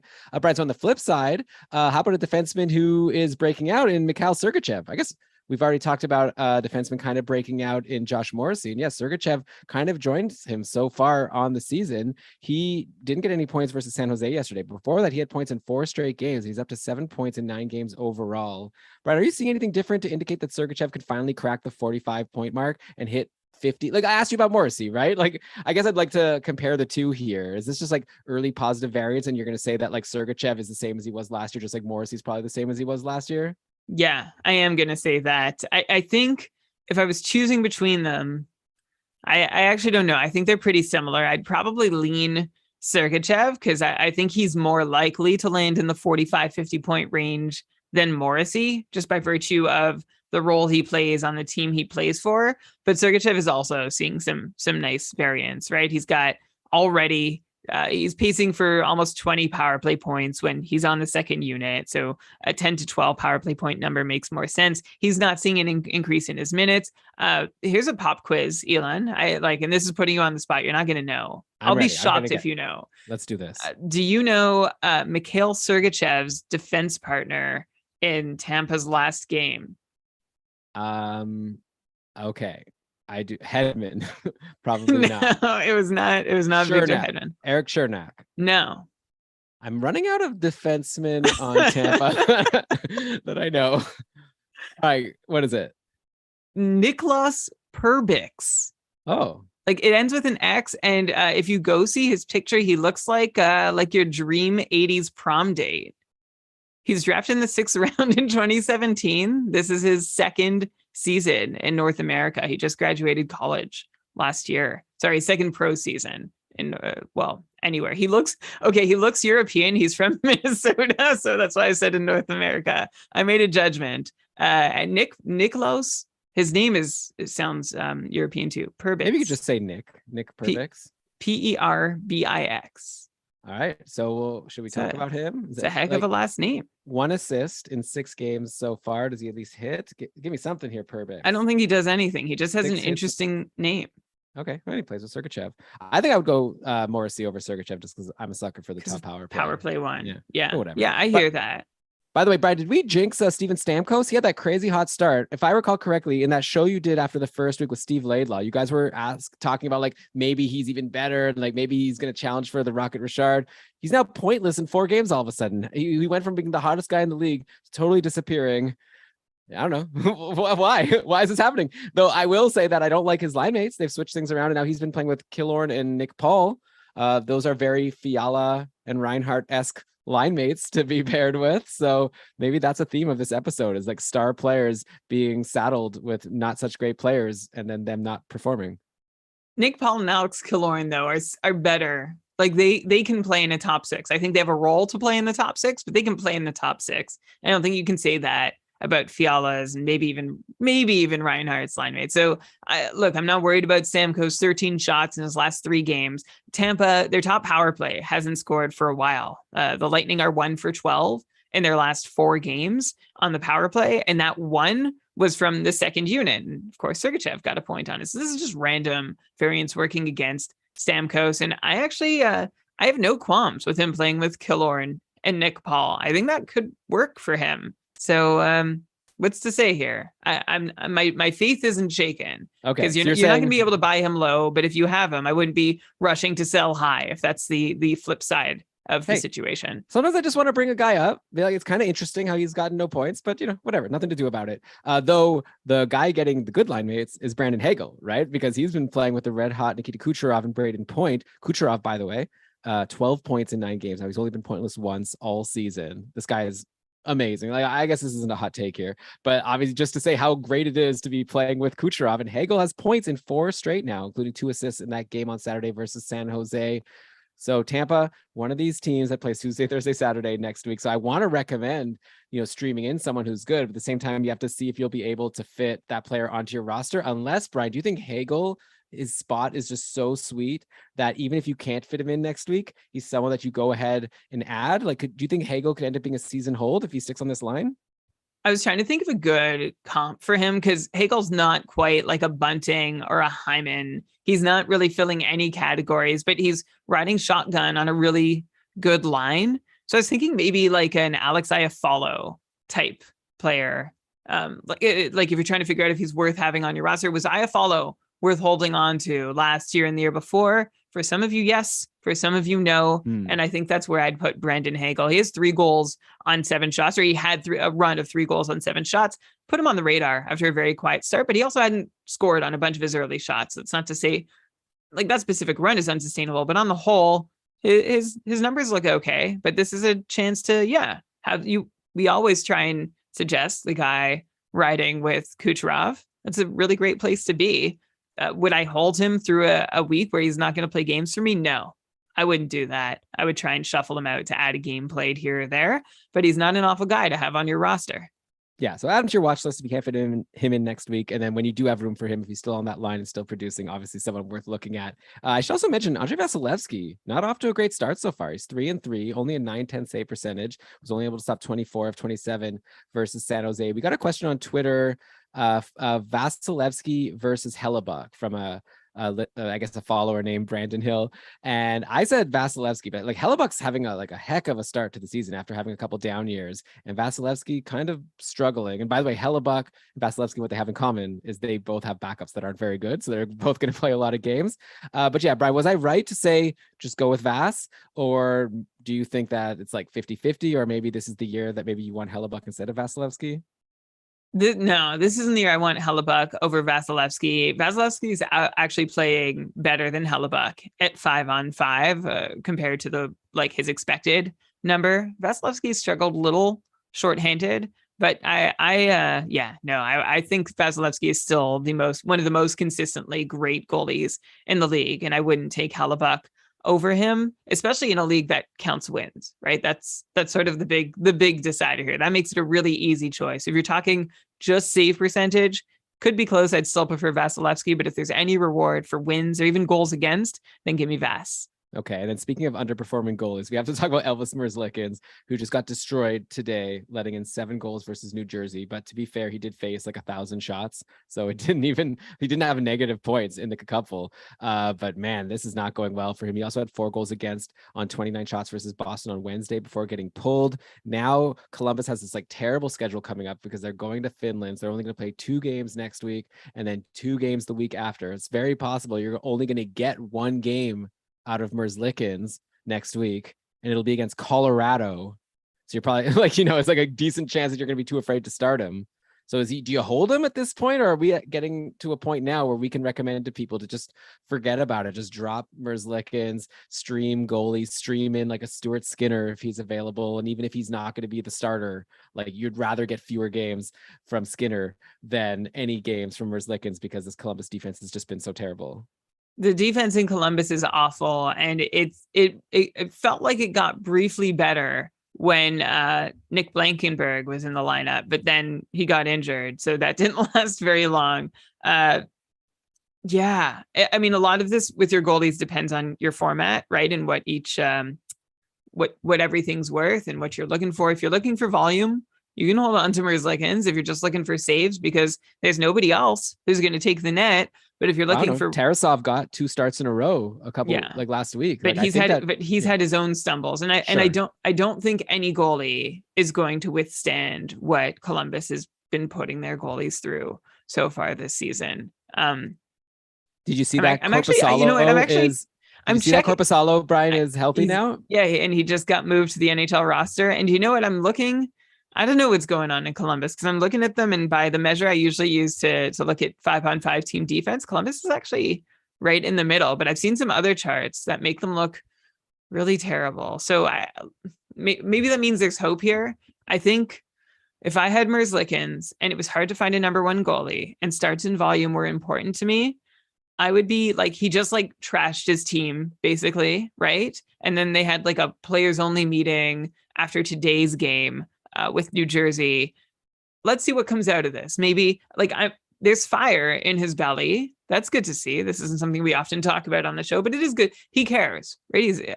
He cares loudly. Guys can care quietly too. I don't know. I guess I thought it was promising that no one's laying down. We wouldn't assume he is, but now we know for sure that he isn't, and he wants things to be better. And now he's got to back up when he's calling out his teammates. He's got to back up his own game. So I don't know, Elon. This is where we're at. I would drop him. Honestly like next week. Like you could probably add him back. But if starts in volume were important to you, though, you're not going to get that next week. Or the week after. Yeah, you're right. Because 4 games over 2 weeks. Yeah. Okay. Drop him. Okay. I don't know. Maybe one day drop him and then like watch him closely and maybe try to get him back after a couple of weeks. I don't know. Obviously it depends on your league, but it's a tough situation. I'm not too into him. I had in my notes here to comment on the Columbus Lions after the game because I prepped for this before that game, but at this point they lost 7-1. So I'm sure it's all just going to change anyways. I did bring up how Gaudreau was split from Line A at one point. So let's see what the lines are going to be for those games against Colorado. Speaking of Colorado, Valerie Nichushkin has been out. He's just day-to-day, so hopefully he'll be back soon. In the meantime, Evan Rodriguez jumped to the top line to play with McKinnon and Rantanen, leaving Arturi Lehkonen to play with JT Compher and Logan O'Connor. Oh no, he was playing with McKinnon and Rantanen, but hey, you know what? He wasn't getting points with McKinnon and Rantanen. And then they put Evan Rodriguez there, and all of a sudden Rodriguez had 2 goals, including a power play goal, because Rodriguez also got on the top power play. So I'm a little worried now about Arturi Lehkonen. Like Nichushkin will come back and maybe things will shift around again, but maybe they'll decide that maybe we like Rodriguez there. So maybe then Lehkonen goes to line 2 with Nichushkin and Compher or whoever. And like, yeah, by the way, like Lehkonen did have an assist in that game. He had a power play assist, but before that he was pretty cold. So I'm curious to know, Brian, again, just like Columbus, Colorado only has those 2 games next week and then 2 games the week after. Do you hold on to an Arturi Lehkonen who's cold, potentially bumped, and like doesn't play much? Just because really, if you look at it, like I know we were so stoked about him after those first couple of games, but like really since then he hasn't done anything, right? I feel like we're so excited because it was top line, top power play, and he had a couple good games, but since then he's been pretty quiet. So maybe we need to reset our expectations for Lehkonen at this point. Lehkonen he's just been around, and it's amazing after playing the majority of the season so far. So probably at least 7 or 8 games on the top line in Colorado. He has exactly 0 points to show for it. He hasn't scored. He hasn't assisted. He looks like he's doing his job pretty well. He's just not getting any kind of reward for it. Maybe he's an Evgeny Svechnikov. He plays on a line, but doesn't get points there. It's definitely possible. Although we've seen enough from Svechnikov to know that this might be his ceiling, but we haven't seen enough from Lehkonen. And I feel like there's still a chance that Lehkonen can offer more than this. He's going to be a tough hold. Like, he's going to be on my roster going into next week. But I am ready to cut bait if and when need be. But keep in mind, Elon, going back, I think we mentioned this earlier in the show. There's a lot of before we started the show. It was on the pre-show. Pre-show. A lot of teams don't have much better schedules. And actually that one of those games for Colorado is on an off day. They're teams that play the 3 heavy nights that you might not even get a game out of those players. So you might even get one more game out of Lehkonen than you would some other streamer. So I would keep that in mind before you make any big decisions. He's on my Cupful roster. He is in the drop zone. I'm not dropping him yet, but he's close. I'm going to need to see something soon, especially with him off the top line. I'm glad he's still on the top power play, but and like I said, everything else looks good. Just no points. I think I'm going to drop him. I've got him on my Cupful team too, and I just kind of feel you could. Like I don't want to drop Pinto. I don't want to drop Perfetti. Like Dave Betton was telling me that I should drop Jared McCann. I don't really want to drop him. Of that group, I think Lehkonen, I think Perfetti. I think I've changed my answer like through the day, actually. I've been bugging you so much. I think Lehkonen is probably the drop out of that group, but it's pretty close with Perfetti. I wouldn't want to drop Pinto or McCann. Yeah. And by the way, with the fact that you brought up that Colorado plays on that off day game, theoretically, if you want to be really smart about it, you can drop Lehkonen, get like a Monday, Wednesday from like Buffalo, go grab Dylan Cousins or whoever, or maybe someone better if you can. And then maybe then you could add Lehkonen back. And then you get the best of both worlds. So I don't know. See what you can do in your league. Yeah, that's obviously a risk. Also, something to keep in mind is within a couple of weeks, Elon, I don't know if you know offhand when Landeskog is slated to return, but we're looking like 2 weeks into the future, when Colorado has a regular schedule again. Landeskog will be that much closer to returning, which could bump Lehkonen off the top power play unit, which would make him even less fantasy relevant. So keep an eye on things. You're not holding him hell or high water here.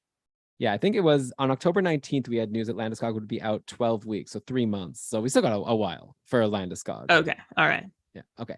All right, so let's go to the team that beat up on Elvis Merzlikins, New Jersey. First of all, let's talk about how Vitek Vanacek got the second game in a row, and he did really, really well, right? He only let in the 1 goal. I didn't check on how many shots, but I'd imagine maybe it wasn't too many because it was against low 20s. 21, low 20s, but still, hey, he held his own. He got the win. That's after shutting out Colorado in a game earlier this week. Mackenzie Blackwood was hurt for a bit, but he's healthy. He's been backing up. Who knows, right? Like right now, it seems like Vanacek's in the driver's seat. I'm curious to know if Lindy Ruff will give Vanacek like a 3rd start in a row now. Just keep playing him while again, that would be what I would do. But again, what do I know? But yeah, like the Devils play Vancouver on Tuesday. So I'm curious to see who's going to play there. And I think if Vanacek gets the start and he's available in your free agency and you need a goalie, I would grab him because, that's 3 starts in a row. And then if he gets another start, that's 4. And next thing you know, you have a starting goalie here because Mackenzie Blackwood has never, or maybe it's been like 3 years ago, he made us feel like he might be a starter in the league. But right now he's, he had a couple good games. But at this point, if Vanacek can keep playing well, I don't see why Lindy Ruff wouldn't just make Vanacek the starting goalie. It's like a bit of a Spider-Man gif here with the Blackwood and Vanacek pointing at each other. Like you were describing Blackwood, but you could have been describing Vanacek. And we've seen this happen before with Vanacek. It's like, oh, we think he could be good. Oh, he's really disappointed. He's been awful this year. He's been really, really bad. And now that he's strung a couple good games together, which he did in Washington, it's like, oh, well, now Vanacek has taken the lead from Ilya Samsonov. Can he run with it? And inevitably the answer was no. The question was just when. It wasn't if the wheels were going to fall off, but when. And I think you might as well grab them and ride them until the wheels fall off. They're gonna within a week or 2. I think you can really count on that. And then it'll be Blackwood back in the driver's seat. But while Vanacek is doing good things, he's a really great guy to have when he does get on this kind of role. But we know that it's never forever. You're so harsh. He's like 26 years old. He doesn't have such a long track record that you could just like, it's never forever with Vanacek. He'll never be good. Don't even give up on your dreams, Vanacek. Become a car salesman. It has not yet been forever for Vanacek. I would never tell anyone to give up on their dreams. Least of all, You'll be Vitek one of these Vanacek. guidance counselors. Just be like, I don't think the NHL is for you. I think you should go into the trades. Yeah. Okay. Well, come on. He's already had his bad runs this year. I know. I hear you. I hear Yeah. you. No, Okay. he's looking good now. All So right. I'm I sorry. want to Yeah. see the best. Good job. Good job, Vitek Vanacek. Keep it up for as long as you can. We believe in you, buddy. So I also mentioned on New Jersey already that Eric Haula has been playing with Hughes and Bratt. So not doing anything, but that's a good guy to potentially have just because the guys he's playing with. Though, really, I just want to talk about Nico Hischier for a second because he is having himself a season, right? Like he is so good. He had another 1 goal and 1 assist today and 8 shots on goal. Like, we were like falling over ourselves for Jack Hughes going into the season, and like nothing against Jack Hughes. He had 2 assists today himself, but like Nico Hischier is also a first overall pick, and he's really having a coming out party. Lewis got him in the couple tier 1 auction for $2, just like how I got Kuznetsov for $2 last year. And Lewis was asking me if like this is the new $2 Kuznetsov. It certainly is. This is the best deal I think so far in the draft. And like Hischier, do you think like at this point it looks like I think he's for real to be like a point per game guy? Like, tell me if you think that I'm not like maybe he won't be like a 100-point guy like he's looking like right now, but I don't see why he just can't keep getting a point every game. Or if he misses one game, to get 2 points the next game because he's clearly capable of having multi-point games here. And I love these shots. I love these shots too. He's doubled his shots per game and his shots per 60 minutes this season. That like the crazy thing is that Hischier's actually playing a little less often at 5-on-5 this year. He's down a minute on average, and there might be a hiccup in there of a game that he played very little. I'm not sure, but like he's not seeing the same ice time, but he's doubling his shot counts, and that's because he is firing away on the power play too. He's it seems as though I imagine it's by design. He's being called upon to shoot more, and he is shooting, and from dangerous situations too. Like I'm looking at his expected goals; they're high. Like they don't go much higher, and they are about double what they have been at any other point over the last 2 seasons. So this is great news for Hischier, who's battled injuries for a while, and you could just never know if he's ever completely healthy. And I'm wondering, Elon, if what we're seeing is finally a healthy Nico Hischier doing all that he can do. And I'm with you. I'm not about to poo-poo any of his production. Like you said, I'm not going to expect 100 points out of him, but a point per game pace is easily within reach if he can keep doing what he's doing. And this is all with just 1 power play point over 8 games. So I assume there's still more power play production to come to offset some of the regression that's going to come at 5-on-5. But love this guy. Love Nico Hischier. Buy high if you can. Yeah, exactly. Like maybe some people would think, oh, now's a good time to sell while he's hot. No, I don't think so. I think you hold on. I think he's going to keep it up.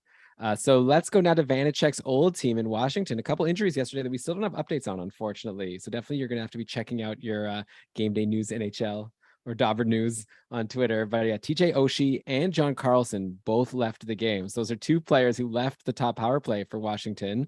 So all of a sudden, Evgeny Kuznetsov finally got his top power play spot back. I didn't want it to happen that way, but he's back there now. And also Dmitry Orlov took over as the quarterback. So we don't know how long these injuries will be, but good news if you have Kuznetsov, and he's been disappointing this year. And if you need a defenseman, I'd go and grab Dmitry Orlov, who's actually having himself like a pretty decent start to the season, even before this injury, right? Like now he is up to 5 points in 9 games after his assist yesterday versus Nashville. I guess 3 of those assists came in 1 game versus LA. So overall, he hasn't been like too special. But anyways, while he's on the top power play in Washington, I would be interested in him. So go grab him and then watch the news for John Karlsson and see we'll find out how serious this is going to be.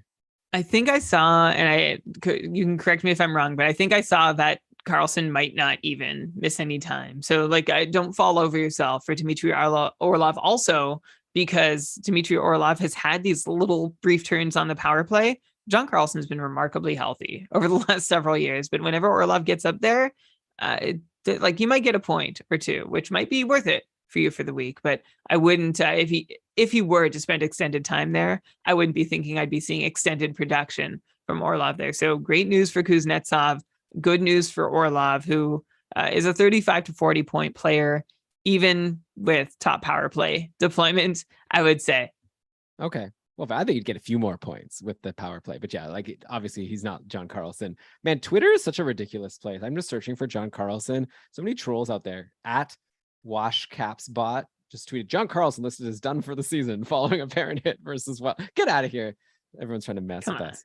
All right. So why am I even I shouldn't have even said the Twitter handle. Should have just said someone. But anyways, don't go follow them.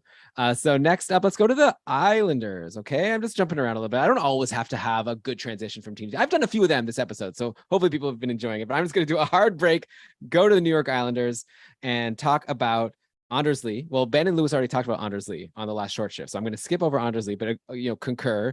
We got to praise Brock Nelson, which I feel like we do this like, I don't know, once or twice a season. We're like, hey guys, remember Brock Nelson? He's doing so well. Well, we never talk about him. But yeah, his goal yesterday brought him to 3 goals and 6 assists in 9 games. So 9 points in 9 games and only 38% rostered on Yahoo. That's even fewer than the leagues where Velarde is rostered. So I feel like those are also clown leagues, right? How could you not want Brock? Like, what does Brock Nelson need to do to warrant being rostered in your fantasy league? So I feel like I don't even know what to say. Like, I don't even think I have to ask you. Like, he's been good now a couple years now. Didn't he score 40 goals last year? Like, go grab Brock Nelson. Well, he was on a 40 goal pace because he was shooting above 20% in total. But guess what?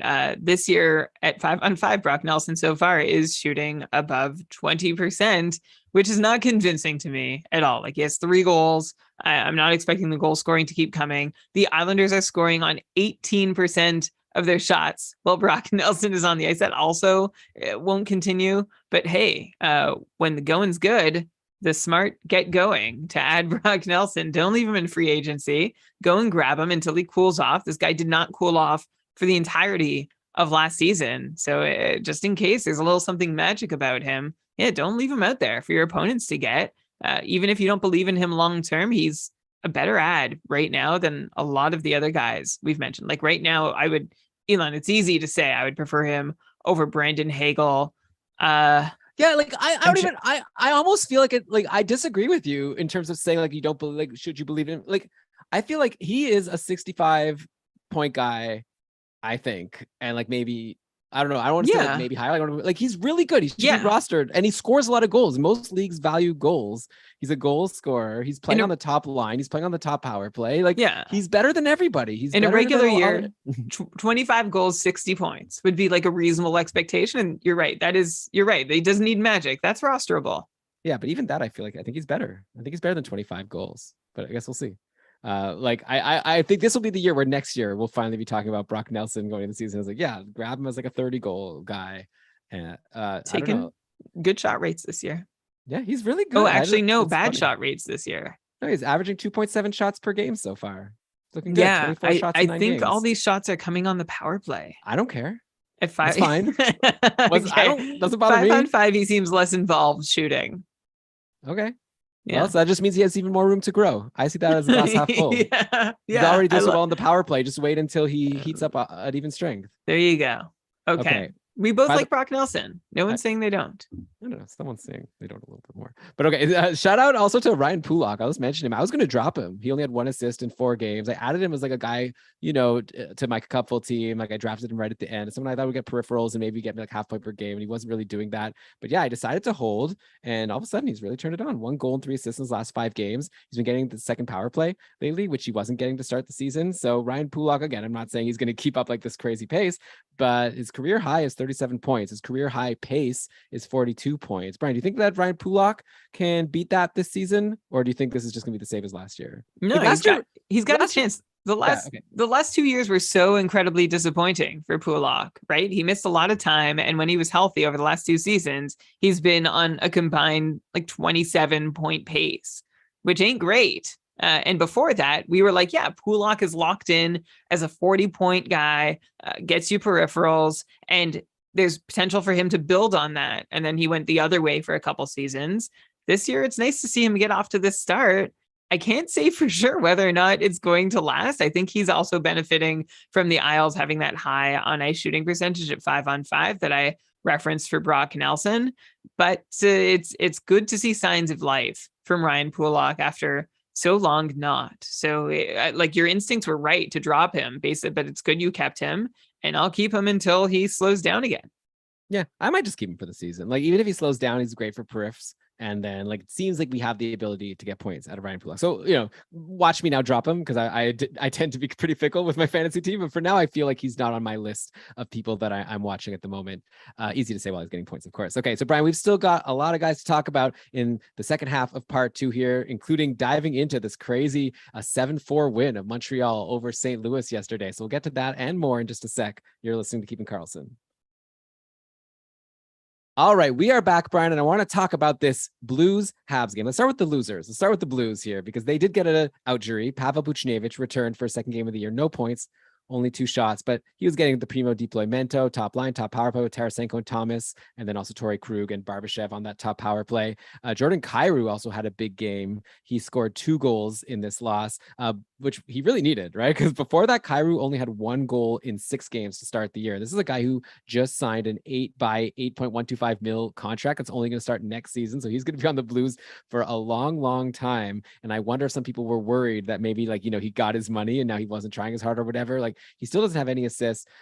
He's on not the top power plays. I would call it power play 1B. I wouldn't want to call it the second power play because they're kind of even, but I do think the one with Tarasenko is the one I'd rather have my fantasy player on. So what do you think about Kyrou at this point? After he's just scored 2 goals, is it time to just breathe easy and be okay, now he's going to continue his production from last year?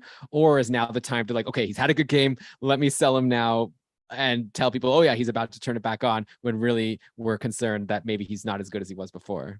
I'm not concerned about Kyrou's game having fallen off so much. One thing to keep in mind about St. Louis is I think they have the fewest games played of any team in the league. If you look at their schedule, it's been trash. It's they've played They played 7. Yeah, they played 7 times and they still have a light schedule for another week, but starting November 7th, for basically the next month, they're not getting more than 2 nights. They're not getting more than a night off in between games. They're going to just be playing every other night or even back-to-backs in there for a long time to make up for all the missed time. So that's one sort of exacerbating factor for anyone who's had a Blues player, a Blue on their team. Another one of the factors is that in 4 of their games, they had just 5 goals on 120 shots as a team. That's brutal, especially when you're playing every 3 or 4 nights, it seems. So, look, there's a lot not to like about what you've seen from St. Louis, but I'm not going to say that Jordan Kyrou is up for a bad season. His on-ice shooting percentage is down 5%. His own shooting numbers still look pretty solid. In fact, I think he makes he's also playing an average of 2.5 minutes more per night compared to last season. I like everything I'm seeing from Jordan Kyrou except his counting numbers. So I think he does make a really nice buy low target. Okay, buy low, and if you have him, hold on, and good times are coming, according to Brian. One guy who I'm curious if you are going to say the same thing about, or if you're going to speak differently, is Ryan O'Reilly, who was kind of meh last year, barely rosterable, 61-point pace with not too many shots. This year, he's already been dropped and then added twice in couple tier 1. Both times I looked at him in free agency and thought, I should probably add him. He's better. I should drop Pinto and I ended up holding my other guys, and I'm kind of happy I did. O'Reilly has 1 goal in 7 games now, no assists. Is he a streamer at this point, or do you think that I'm going to one day regret that I didn't jump on Ryan O'Reilly when I had the chance? I think if you weren't that interested in O'Reilly last year, we got interested because he was suddenly a 70 to 80 point player for a few seasons after moving to St. Louis from Buffalo. But last season, we saw minutes being shared around a bit more, O'Reilly playing a little less of a role at all times. And this season, so he was downgraded to 60 point player last season. Couple shots per game. He was helpful, but with long cold stretches. And I feel like maybe we're just in for more of the same. So I think he's worth rostering for a patient manager or for a manager with really great timing. Again, his on-ice shooting percentage is even lower than Kyrou's. The Blues are shooting less than 4% when O'Reilly's on the ice. And O'Reilly has not registered an even strength point yet this season. That's not going to hold. So he's going to start getting it on whatever points start happening, goals that have been absent in St. Louis, they're going to come. He's going to start getting in on them. I like Kyrou more as a buy low just because I feel he's averaging a shot per game more than O'Reilly. He's also averaging more minutes than O'Reilly, and he's also seems to have more of a like a set power play role, although we're still seeing early season fluctuations. So I'd prefer Kyrou to O'Reilly, but I think both of them still make decent buy low targets. I see no reason to think that Ryan O'Reilly is washed.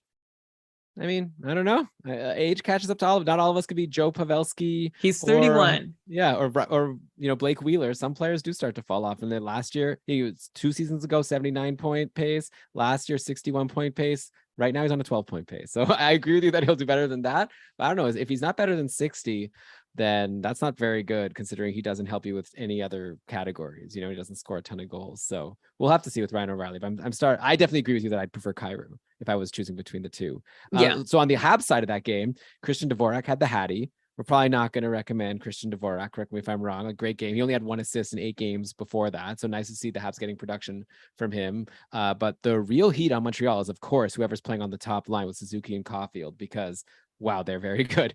Caulfield had 2 goals and 1 assist in that game versus St. Louis, bringing him to 7 goals and 10 points in 9 games. Cole, don't look now, but Cole Caulfield is in the Rocket Richard conversation. He's tied with a bunch of guys with 7 goals. McDavid has 9 goals, and then there's a bunch of guys tied with 7. Pasternak, Nichushkin, Velarde. It's the list you expected, right? Svechnikov and Stamkos, who's still there from those first few games of the season. But yeah, Cole Caulfield is right there. And I think he's a legit threat. Probably just won't catch. Also, by the way, McDavid is still pacing. Last episode, I mentioned that McDavid was pacing for 82 goals and 82 assists. He still is now through 9 games. He has 9 goals and 9 assists in 9 games. But yeah, I just want to put it out there that Cole Caulfield is really good and really for real. And anyone who drafted him is probably feeling really excited because I think you got a steal, even though he was going kind of high in drafts, probably not high enough. Nick Suzuki, by the way, also amazing, 10 points also in those 9 games. And then on the podcast, we've been trying to see who's the third wheel on that line. I think last week we were talking about Sean Monahan, who was there, but he wasn't there in the last game. It was Kirby Dach. Okay, and now Kirby Dach had 2 assists yesterday in that win over St. Louis. Also, Dach featured on a 5-forward top power play for a lot of that game. So the Habs, a lot of these teams don't have any off days next week, but I'm curious to know what you think of Kirby Dach right now as a stream, maybe compared to, I don't know, who else did I bring up recently that I was asking you if they were worth streaming in, or maybe I'll have some guys in the future, but these guys that are in good position. Oh, Hagel, right? So maybe we can start a ranking and we can start with Hagel versus Kirby Dach, because I'm very interested in someone playing with Caulfield and Suzuki, and Kirby Dach has quite the pedigree. Maybe it's just finally getting unlocked. Maybe this is the question though. I don't know. I've seen people who watch the Habs more closely than I do be down on Kirby Dach from what they've seen. I've seen people be up on Kirby Dach, maybe at various points and not at the same time. They've been down and up, but this is a huge unknown. It's the same thing with Sean Monahan, although he felt like a little bit more of a known, seeing as how he hasn't really been able to do much for a while now, and his play might have been suspect, or even when he was successful. And Kirby Dach is still somehow he's 21 years old. This is age 22 season. There's still time for this guy to come around. Like you mentioned, that pedigree, Elon 3rd overall draft pick of Chicago back in 2019. So I'm interested. I was interested in Monahan for as long as he was on the top line. So I will be at least somewhat interested in Kirby Dach there too, playing with Cole Caulfield, who, has been on fire. He's on pace for 63 goals this season, though he's shooting 25%. So this is still amazing. I think he's still going to pace for 40 goals. And if he does that, basically playing with only Nick Suzuki, even on the blue line, there's not anyone really even to start quality breakouts in Montreal. It's those 2 guys versus the world, night in, night out. No help on the power play either. What an accomplishment that would be for Cole Caulfield to break the 40 goal barrier. And right now, I wouldn't put it beyond him. Fair. I'm just gonna throw it out there because I know Habs fans will probably be like, "How dare you?" I think Caden Gooley is good, or at least will be really good soon. Maybe is already good, but yeah, yes, he's looking confident with the puck. Looks like a pro out there already. Yeah, Caden Gooley is good. Yeah. What about Arbor? Did we get his last name? I feel like people were talking about how to pronounce it before. Chekaj? No, I don't think. I think it was something better. Chekai. I think it's Chekai. Okay. Yeah. Anyway, okay, so this is the third wheel section of the podcast. Okay, we talked about Hagel, we talked about Kirby Doc. Let's talk about a third wheel on Detroit, because Detroit is one of the rare teams that has a good schedule next week. So unlike Doc or Hagel, you could actually add this guy I'm going to bring up and probably get some games out of him. Of course, we've already talked about Kubalik to death at this point. Nice to see Lucas Raymond woke up on Saturday with 2 goals and had 7 shots in the 2-1 win over Minnesota. So people who are worried about Lucas Raymond, that can make you feel better. And also you'll feel better because Lucas Raymond has been back playing with Dylan Larkin on the top line with a new third wheel, Adam Ernie. Who saw that? That's like, I listened to the stream scheme just before I listened to this, and Dave put some Stone Cold Steve Austin music. It was like a surprise entrance. That's what it feels like here. It's like, oh my God, it's Adam Ernie. He hasn't been on the podcast for a couple years now, but dude is playing with Larkin and Raymond, has points in 4 straight games. He's also great for your bangers leagues. He has 2+ hits in every single game, pretty much. Some games even more. So Brian, let's say you're looking in free agency for a stream next week. How could you not want Adam Ernie while he's on the top line on a team that has a good schedule? Yeah, no, I think you want Adam Ernie while he's on the top line on a team that has a good schedule. Go for it. You don't need Bert to go grab Ernie. In fact, if Bert was there, you wouldn't want Ernie. Come on. It's too easy. Sure.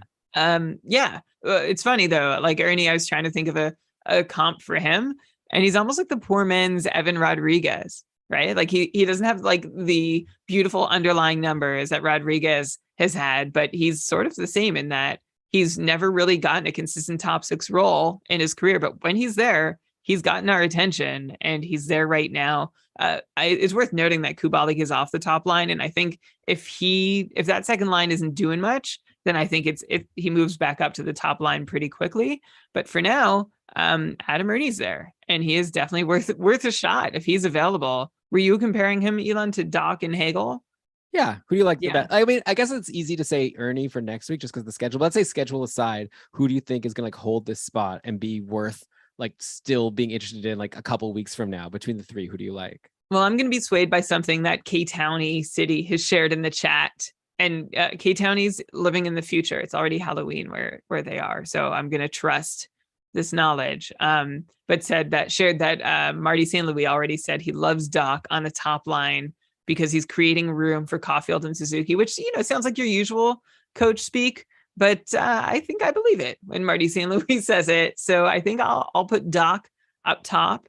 And then, I don't know, Hagel's been on the top line for a bit this year without doing a whole lot. So he doesn't really grab my attention the same way Ernie has, because he's gotten that opportunity and he's been rolling with it ever since. So I think I'll go Doc, Ernie, Hagel. Okay.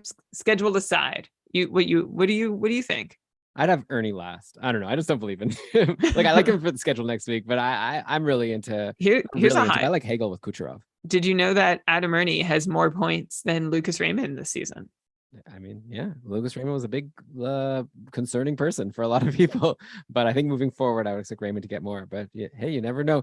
Brian, since you made the Sesame Street reference, I think now you're obliged to sing the song that Lewis just posted the lyrics to here in the chat. I've already sung once this episode. I'm not sure. Okay, maybe people don't want that. You know what? Let's let Lewis save it for short shifts. All right. If Ernie gets another point on Monday, then Lewis, you have to sing this. I think he has the better singing voice too. Oh yeah, I'm sure. By the way, on Detroit, Sider still sitting on only the 1 assist, but he was back on the top power play last game, so that's nice. I think he's a good buy low. Like I would try to get him. I sent Josh Morrissey for Moritz Sider. Yeah, I would do that, especially in the Bangers League. Yeah, I made an offer in the cupful to Phil.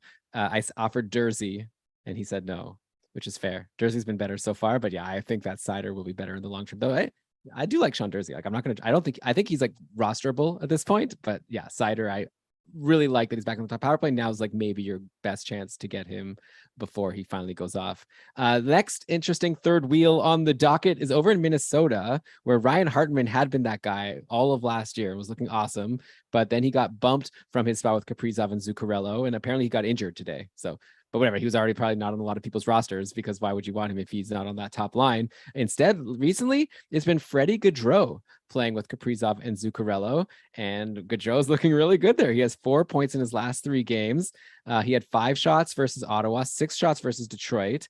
I'm seeing that Minnesota is playing today. Let's see anything from Gaudreau so far. Nothing. No. Now you're making me look dumb, Freddie Gaudreau, but still, he's in a good spot. Well, actually, now let me just check and make sure he's even still on that line before I go too far into the future here. So let me go to this. Frozen Tools last game. He is. He's there, but the line has they're doing okay. Like they're winning the shot share battle, they're winning the shot battle.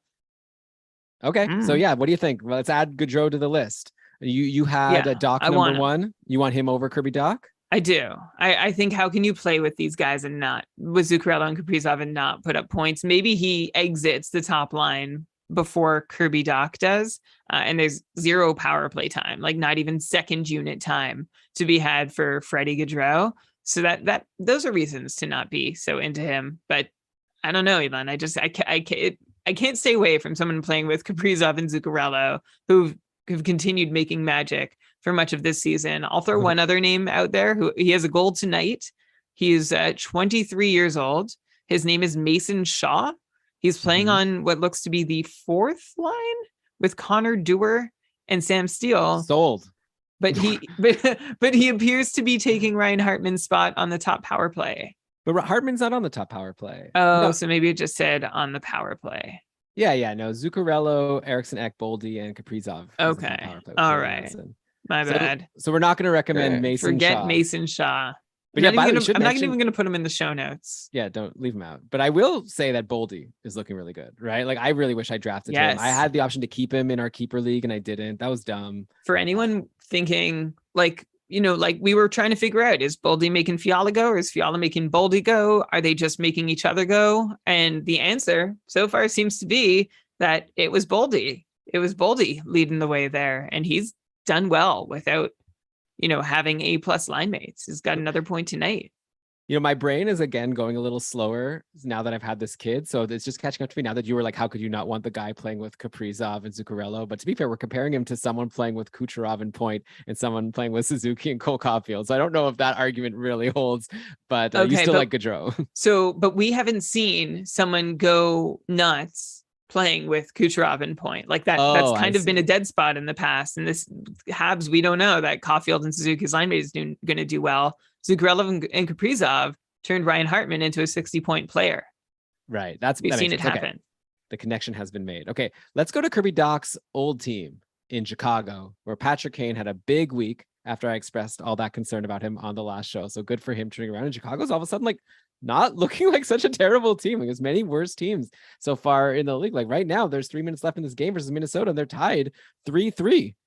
So good. And the Chicago's 4-3-1 going into this game. So good for them. And I think we're at a point now, Brian, where there's a lot of, it's not third wheels. I guess it's just like a bunch of interesting guys in Chicago. They're probably all available for you in fantasy, aside from Patrick Kane, who, by the way, I think got more points today. Oh, he has an assist today. So he's really going off. So good job to anyone who didn't trade him, like maybe I was recommending doing last week. But yeah, the bad news, by the way, Seth Jones is injured. And his brother, Caleb Jones, has taken over on the top power play, apparently, or at least that was what we were told would happen. There hasn't been a power play so far in this game, so he hasn't been able to really capitalize yet. But yeah, Brian, let me throw some names of Blackhawks players at you, and then you tell me if we're interested in grabbing them as longer than just like, 1-day streams. Like Max Domi playing on this top line and top power play with Patrick Kane has 5 points in his last 4 games going into today. I guess he didn't have any points today yet so far, but he's obviously someone that you have to start getting interested in just because of his deployment and his production recently. We've got Taylor Radish, who's been on that top power play, 4 points in his last 4 games going into today.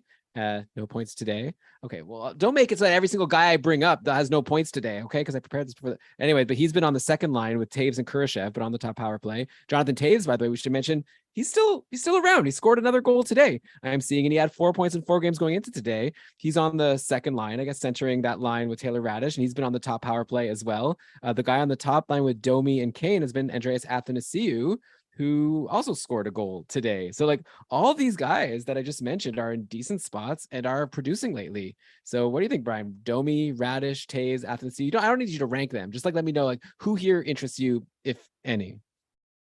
I'm going to throw one name out there that you didn't actually. How about that? So all these guys are just garbage to you. No, I'm not saying they're all garbage. I think they're all like equally interesting. Okay. Philip Kurashev seems to be doing really well. He's got 6 points in 9 games. He had a 4-shot night in his Saturday game against Buffalo. and had an assist to show for his efforts. He's still on the second power play unit, so that's not great. And Elon, how about I'm going to throw another name at you that I'll have to double check your notes to make sure. Oh yeah, you did mention Jonathan Taves, who I mentioned earlier on the show. I have actively not added him. I'm still so hurt from last year's experience with Jonathan Taves. But he's got 3 goals on his last 7 shots, including the goal tonight, which you've referenced. So all these Chicago players, the same. Honestly, I'm not any more or less. I feel like their fates could all change. Max Domi playing top line, top power play with Patrick Kane. Yeah, give me him first. That seems obvious. That's it. I'm just going purely by deployment with them. I'm not going by name or track record or digging deep into their numbers.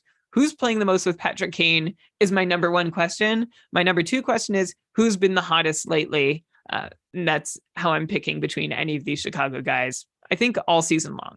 Okay, that's fair. Yeah, I also like looking at shots. Andreas Athanasiou has been good. Like he was like getting scratched in games. I think it was with LA last year, but then when he played, he would get points. So he's someone that's kind of interesting to me. He's also on the top line, not on the top power play, but he kind of interests me. But yeah, like all these guys are doing stuff, and we just have to, don't filter out Chicago players when you're looking at your free agents, because this team is scoring some goals. Okay, so let's we're almost done here on the show. This has been a blast, Brian. I guess Ben and Lewis already talked about Chandler Stevenson on Vegas, so I just wanted to just mention, yeah, he's like really going off now that he's on the top line with Mark Stone and Jack Eichel.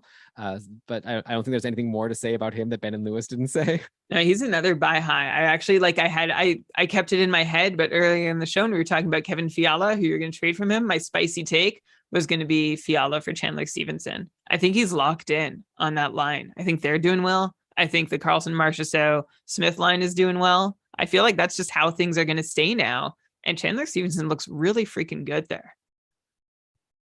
Yeah, I'm with you. I think that he is someone who's really risen up our, I feel like he was on Washington. He was kind of a nobody. Then on Vegas, there was a stretch where he was like on a good line, but not really producing. And so we had this like vibe of him of kind of like, again, like Evgeny Svechnikov. Like, I don't really care even if he's on a good line. And now he's really risen up to like, this is a guy worth holding. He's able to produce with good players, and he is able to stick with these good players. There was a stretch where, Brian, we were concerned about Shea Theodore. I know you drafted him and you were worried about him. He's kind of heated up lately, though I think you just traded him actually in Cupful. So maybe you could mention I dropped him. Oh no, sorry, I traded him. Yeah, you didn't drop him. Sorry, yeah. I was thinking back to Riley Smith because we're in Vegas. I dropped him. Fair enough. But yeah, Shea Theodore, up to 6 points in 9 games going into today. This game just kind of started versus Winnipeg, but I think, they're actually 2 periods in and no one has scored any points. But yeah, good for him. I don't really have any more Vegas talk, but why don't you tell people about the trade that you made? Sure. So there's a team in my Cupful division with Cale Makar, who is lacking depth, really. So I got in touch and we talked about a quantity for quality trade. Like, I'll give you 2 pretty good guys for 1 really good guy. So I traded Philip Forsberg and Shea Theodore for Cale Makar. And wow. I'm excited about it. I think this is that's one of the biggest value packages I've given away in a trade, and hopefully the biggest return I've ever gotten in a trade also. But we have this counter offer in the Cupful now too. And someone in my division just posted that they have sent a counter, and I'm dying to know what it is. I don't know that I could have gone higher than Forsberg and Theodore, but I'm hoping. I don't know. What are the thoughts here? Do you want me to share my thoughts? You want to share your thoughts? No, I think you've shared your thoughts. I think it's a fair offer to get a superstar like Cale Makar. You gave up a really good defenseman and like a really great forward, but you're getting the top defenseman. Well, no, the second best defenseman after Erik Karlsson. And that's like really great for you. It's going to be a little tough if this trade goes through for you and it's not countered, because Colorado, like I said, only plays 2 times next week and 2 times the week after. And I have Lehkonen and McKinnon also. So yeah, like I'll be kind of screwed for a couple weeks schedule wise. Yeah, well, people. Joel's saying in the chat here. Joel's not impressed in the chat. How did someone? Saying, yeah, so that means that it's likely that there's going to be a counter, so you might not actually end up getting this trade. But that's the interesting thing about our counter offers is like you could have maybe given more than you needed to just to like ensure it doesn't get countered, but you chose to just give what you get. I think you were telling me at one point, or is it okay for me to share like the full details that you shared with me? Yeah. Originally, the other party wanted Wheeler also, and I guess you were able to negotiate not giving Wheeler, we'll find out if like maybe giving Wheeler would have secured the deal and Yeah. now he won't. But I mean, but at the end of the day, maybe you're happy just keeping Wheeler, Theodore, and If I was Forsberg. a Wheeler away, like then I drop Wheeler at some point, then yeah, that'll hurt. I just wasn't ready for it. And Okay. he accepted, but yeah, I almost considered paying more just to prevent a counter. Which like so did I actually explain the rule? Yeah, no, we have. After a trade, you have 24 hours to make a counter for the exact same package, and if it's Right. accepted, then we cancel the first trade. Right. It's really good. Either It's manager really in good. the deal. Yeah.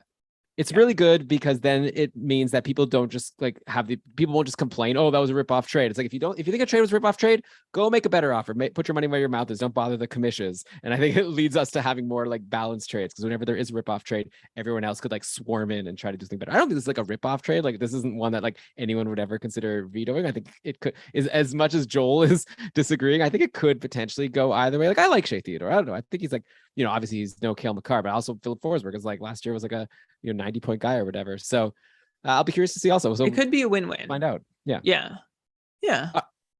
Shane is asking if you could counter from other divisions. What about the trade you made, Elon? While we're talking about trades you made, you made one this week. Yeah, well, I'm pretty happy with it. I traded Elvis Merzlikins away to a team that only had, it was Brendan's team in tier 1, and he only had one goal, UC Saros. I had Elvis.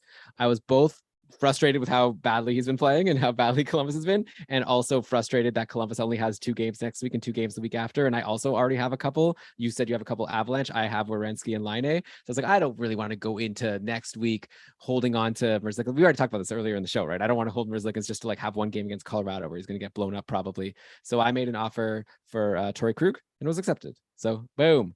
I don't even love Torrey Krug that much, but I was like close to dropping Merzlikins. You never liked Torrey Krug. You're a Justin Falk truther, and your team Falk on. Yeah, I would take Falk, but he didn't have Falk. He had Torrey Krug. yeah. So, but like that you traded Merzlikins for Torrey Krug shows just how far he's fallen in your mind. And Krug has been one of those suffering Blues who also hasn't been doing very well this season. 3 points in 7 games. 2 of those points coming on the power play, which he is quarterbacking. Period. So I like the deal, Elon. Yeah, I think it works for you.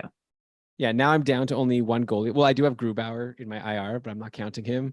But it's fun now. Now I'll just I'll stream. Now I'm good for D. I don't have to worry about D anymore. I have 5D. I have good forwards.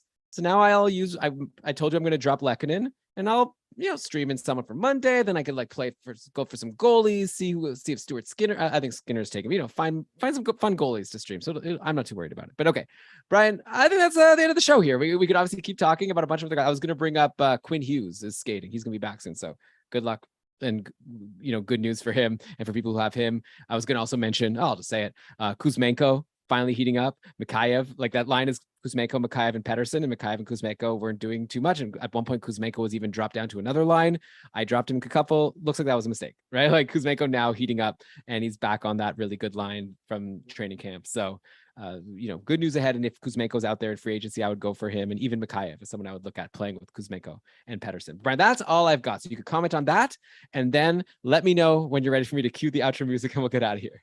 I just think it's time maybe for Kuzmenko hype season to start up again. Not to say it's going to die again within a week, but I think you can reset the clock to how you felt on draft day about Kuzmenko and treat him accordingly. Like if he's dropped in one of my leagues, I'm thinking real hard about whether there's a drop I can make to see how he does over the next couple games.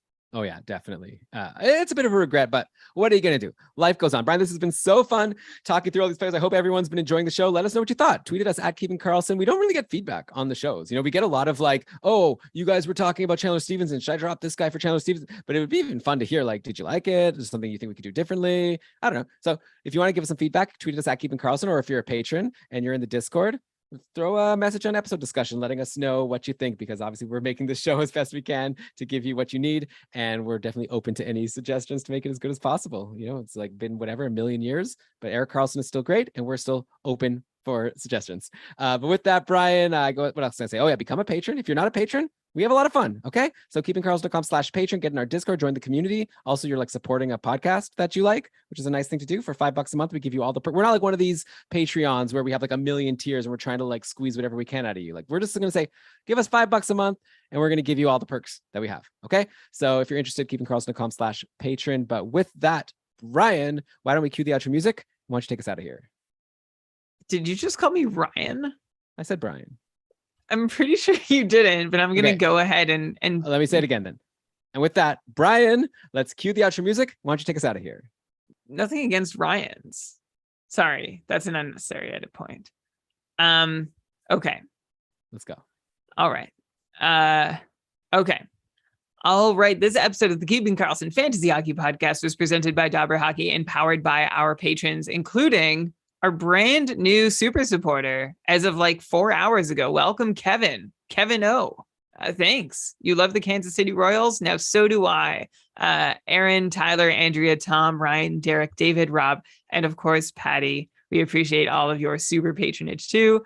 Thank you to our Cupful coordinator, Kevin A. Bear, and our lovely team of co-commissions. You can find out more about the Cupful, the greatest fantasy hockey league in the world, at, you know the URL, kkupfl.com. Thank you, Elon and Shams Ben-Amour for keeping that Shams Ben-Amour for those listening, for keeping the amazing stream of fantasy news rolling on GameDayTweets.com. Go there if you want to know all the essentials. Like if you ever need to catch up, you spend a few hours away from your computer, what happened? Go to GameDayTweets.com. You'll find it. Follow Ben and Lewis and listen to their show Short Shifts. Follow them on Twitter at ShortShiftsKK. Also listen to Dave's NHL Stream Scheme and follow him on the Twitter account of the same name. Logo art by BrandonWeeb.com. Outro music by Pat Roach. Also, I just want to shout out our team of mods on our server. So that's Jeremy, Kevin, Shams, and Andrea. You're amazing. We have a beautiful community over on Discord. It's my favorite place to follow and talk about and read about hockey. And it's there for all our patrons. So patreon.com/keepingkarlsson. If that sounds like something you'd like to be a part of, we're friendly, we're inclusive, and we're kind. And we're fun. We're brilliant. Okay, this episode was researched with help from Dobber Hockey, Frozen Tools. Well, what's the priority there for people I listening? think fun. Fun is number one. Fun's number one. Okay. But yeah, inclusive is good. Like, obviously, like that should be like what goes without saying, hopefully. But I guess maybe it doesn't go without saying at all. Unfortunately, right. No. So maybe that's number one. But then after that, I think fun is the main selling point. It's definitely above kind. Yeah, like if you could be in a place that's inclusive and kind and it's still Snore City and it's like, why am I here? Yeah, okay. It's a roaring good time. This episode was researched with help useful, from maybe useful is important. Like maybe you don't even need to have fun, but we could give you good advice to help you win your leagues. I tried to get there with brilliant. I mean, that's going a little far. I don't know. I think maybe as a hive mind, we get there. Yeah. All right. Anyway, sorry. So we were going to say some websites now. Yeah. Research with help from Dobber Hockey, Frozen Tools, Dobber Prospects, Natural Stat Trick, Evolving Hockey, Cap Friendly, The Athletic, HockeyGoalies.org, Hockey Reference, Hockey Viz, Hockey Database, Elite Prospects, and Yahoo. Great job as always, Brian. Looking forward to the Short Shifts episodes next week. If you haven't listened to it yet, check out the Stream Scheme with Dave Benton. And then Brian will be back next Sunday to break down another week of NHL action. Basically just what happened on Tuesday, Thursday, and Saturday, since that's when all the games are happening. And looking forward to doing that. What should we do while we wait? While you wait, please keep doing all you can to make sure that fantasy hockey can be for everyone. Mwah. Beautiful. Thanks, everyone. It's been a blast. My last show ever. No, I'm just kidding. All right. See you. I don't know. I just 459 and done. That's a good number. That's how the saying goes, doesn't it? Yeah. Great. Good job. Thanks to the chat. Yeah, this has been so fun. I really had a good time. I know Brian just does it for you, but I do it for me and I really enjoyed it. All right. See ya. Okay. Bye.